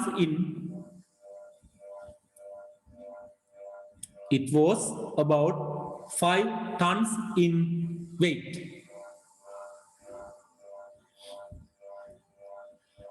මතකද මේකත් ඉලෙක්ට්‍රෝමෙකැනිකල් විද්‍යුත් යාන්ත්‍රික උපකරණයක්. මේක අපි අද කතා කරන වගේ ඩිජිටල් කම්පියුටරයක් නෙමෙයි. මේකේ තිබ්බේ වීල් වගේ ඒවා. වීල් වගේව තිබුණා. නේ යම් විද්‍යුත් කොටස් තිබුණා. හැබැයි ගොඩක් තිබුණේ මොකද්ද? මේවා යම් කිසි ආකාරයක විද්‍යුත් සහ යාන්ත්‍රික කොටස්. හරිද? ඉතින් මගෙන් තව කෙනෙක් අහනවා sir why is this machine so complex? පුතේ අද තියෙන පරිගණක මීට වඩා සංකීර්ණයි. මේවා සංකීර්ණ නෑ. මේවා සංකීර්ණ නෑ. මේවා කරන වැඩේ පේනවා. අද පරිගණකවල වැඩි අපිට පේන්නේ. හැබැයි වෙලා තියෙන්නේ මොකද්ද? අපිට මේකේ කාර්යය තේරෙන්නේ නෑ. වර්තමාන පරිගණකවල ඔක්කොම වැහිලා තියෙන්නේ. ඒ නිසා අපිට පේන්නේ භාවිතය සරලව. භාවිතය සරලව. හැබැයි අභ්‍යන්තරයේ ක්‍රියාකාරීත්වය ඉතාමත් සංකීර්ණයි. So internal operations are so complex, it is hidden from us. It is hidden from us. We can't see how these are functioning internally. මේ අභ්‍යන්තරයේ ක්‍රියාත්මක වෙන කොහොමද කියලා අපිට දැක ගන්න හම්බ වෙන්නේ. ඒක අපි කියන්නේ අපිට සරලයි. භාවිතය සරලයි. The usage are simple. මිනිස්සු උත්සාහ කරන්නේ ජීවිතය සරල කරන්න. මොකද කිව්වනේ පළවෙනි පාඩම කතා කරද්දී users of ICT applications කියන එක නේද? මිනිස්සු සියලුම කාර්යයන් ඔටෝමේට් ස්වයංක්‍රීය කරන්න යනවා. ඒක වඩා පහසු වෙනවා. ඕල් දැන් ගොඩක් උපකරණ නේ. අපි දැන් ඉස්සර ඔපරේෂන් එකක් කරද්දී මොකද කරන්නේ? බඩ පළල තමයි බලන්නේ බඩ ඇතුළේ. ඔළුව පළල තමයි ඔළුව ඇතුළේ බලන්නේ. අද එහෙම කරන්න ඕනේ නැහැ. යන්ත්‍රයකින් ඔළුව හරහා බලනවා. යන්ත්‍රයකින් බඩ හරහා බලනවා. අපිට බඩවැල වල ප්‍රශ්නයක් බලන්න ඕන නම් අපි කටින් දැම්මා බඩයක් කැමරාව තියෙන බඩේ ඇතුලේ බැලුවා. සරලයිනේ වැඩි. සරලයි වැඩි. හැබැයි මේකේ ක්‍රියාකාරීත්වය මොකද වෙලා තියෙන්නේ? ඉතාමත් සංකීර්ණයි. අපිට ඒ ක්‍රියාකාරීත්වය දැනෙන්නේ පේන්නේ මොකද මේ ඔක්කොම හංගලා තියෙන්නේ. All the operations are hidden, but you will feel that the usage is very very simple. භාවිතා කරන එක හරිම සරලයි. හැබැයි මේ කතා කරන්නේ 1940 ගණන් වල, 1800 ගණන් වල, 1600 ගණන් වල. ඒ කාලේ තාක්ෂණයේ මෙච්චර දිනුනට තිබුණේ නැහැ. ඒ නිසා මේවා ඉතාමත්ම අමාරුයි නේද? මම නිකන් ගෙදර ගැන කතා කරොත් ඉස්සර අපේ ඔයගලන් අහන්නකෝ ආච්චි අම්මලාගෙන් කොහොමද මිරිස් කෑවේ කියලා. මිරිස් ගානේ මිරිස් කොටලා මිරිස් අඹරලා කෑවේ. අහන්නකෝ ආච්චි අම්මලාගෙන් කොහොමද ඉන්දියාප්ප දැම්බුවේ කියලා. පිටි ගෙනල්ලා පිටි තම්බලා පිටි හලලා පිටි අල්ලලා ලොකු ප්‍රොසෙස් එකක්. ඉන්දියාප්ප හදනවා කියන්නේ පිට්ටු හදනවා කියන්නේ පැය ගානක වැඩක්. ඇයි? පිටි ගේන්න ඕනේ, පිටි තම්බන්න ඕනේ, පිටි ඒවා කොටන්න ඕනේ, ඒවා හලන්න ඕනේ, ලොකු වැඩක්. අද මොකදලා තියෙන්නේ? අපි කඩේට ගියා මේ කෙලින්ම ඉන්දියාප්ප පිටි තියෙනවා. හදපිදා පිටි තියෙන්නේ. තම්බන්න ඕනෙත් නෑ, හලන්න ඕනෙත් නෑ, කොටන්න ඕනෙත් නෑ. ගෙනාවා වතුර දාලා කලවම් කරා ඉන්දියාප්ප හැදුවා. හරිම ලේසි. නේද? අහන්නකොට ටිකක් ඔයගොල්ලන්ගේ තාත්තලාගෙන් සියලාගෙන් ඉස්සර රැවුල කැපුවේ කොහොමද කියලා. රැවුල කැපුවේ රේසරයක් කියලා එකක් තිබුණානේ. ඒකට බ්ලේඩ් තලයක් දාලා බ්ලේඩ් තලය සෙට් කරන්න ඕනේ. සමහරට බ්ලේඩ් තලයේ බුරුල් වුණොත් මුණ කැපෙනවා. බ්ලේඩ් තලය තදුනොත් ඒත් මුණ කැපෙනවා. නේ? සමහරට මට ගිනි කූරු හිර කළා, කෝටු කැලි හිර කළා, හරියම රැවුල කැපුවේ. අද මොකදලා තියෙන්නේ? අද එහෙම නැහැ. නේ? අර තියෙන රේසර් ගෙනාව රැවුල කපා වීසි කරනවා. නේද? හරි සරලයි. හරිම සරලයි. පාවිච්චි හැබැයි අභ්‍යන්තරයට වඩා ගොඩක් සංකීර්ණයි. පේනවද? ඒ වගේ අපේ ජීවිතේ පහසු කරලා තියෙනවා. Your life become easy, but internal operations are so complex. You can't see that. All are hidden. තේරුණා නේද? right. එහෙමනම් පුංචි වීඩියෝ එකක් තියෙනවා. අපි මේ වීඩියෝ ලබන සතියේ බලමු. මේ ACC එකේ වීඩියෝ එකක් තියෙනවා. අපි ඒක ලබන සතියේ බලමු. ඒතර අපිට පුළුවන් ඒ ගැන කතා බහ කරන්න. ඉතින් අද අපිට මෙච්චරයි කතා කරන්න අපි ආයෙත් නතර කරනවා. ඉතින් පුංචි ඉල්ලීමක් තියෙනවා. ඕගොල්ලන්ගේ යාළු මිත්‍රයෝ ඉන්නවා නම් ICT කරන කට්ටිය ඔක්කොම සම්බන්ධ කරගන්න. දැම්ම සම්බන්ධන කියන්න අපිට ගොඩක් කරගන්න පුළුවන්. ඒ වගේම ඕගොල්ලන්ට මොනවා හරි විස්තරයක් දැනගන්න ඕන නම් මගේ ටෙලිෆෝන් එකට කෝල් එකක් දෙන්න. ලේසිම දේ එකයි 071 45යි 43යි 776 071යි 45යි 43යි 776 ඕගන්ට ඕන වෙලාවක කතා කරන්න පුළුවන්. ඕකට WhatsApp message දාන්න පුළුවන්. එතකොට අපි ඔකෙන් කතා කරලා බලන්න පුළුවන්. ඉතින් එකම දේ තියෙන්නේ ඔයාලගේ යාළුවෝ මිත්‍රයෝ ඉන්න කට්ටිය එකතු කරගන්න. දැන් මේ ගමන යන්න. ඔයාලට දැන් පේනවා මේකේ ගොඩාක් අපි ඉගෙන ගන්න තියෙනවා. අපිට මේක බොහොම හොඳට ඉගෙන ගන්න පුළුවන්කම තියෙනවා. හොඳයි. අපි පන්ති ඉවර කරන්න උත්සාහ කරන්නේ. ඔයාලට මොන හරි දෙයක් අහන්න තියෙනවද?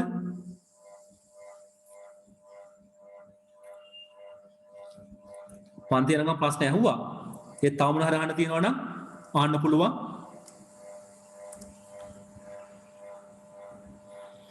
හොඳයි. එහෙමනම් අපි අදට පන්ති අවසන් කරමු. අපි ලබන සතියේ හම්බ වෙමු.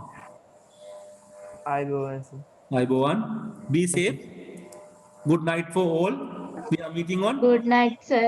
Good night. Thank you. Good night, sir. Good night. Thank you. You are welcome. Okay, we are finishing the session for today. We meet on next week.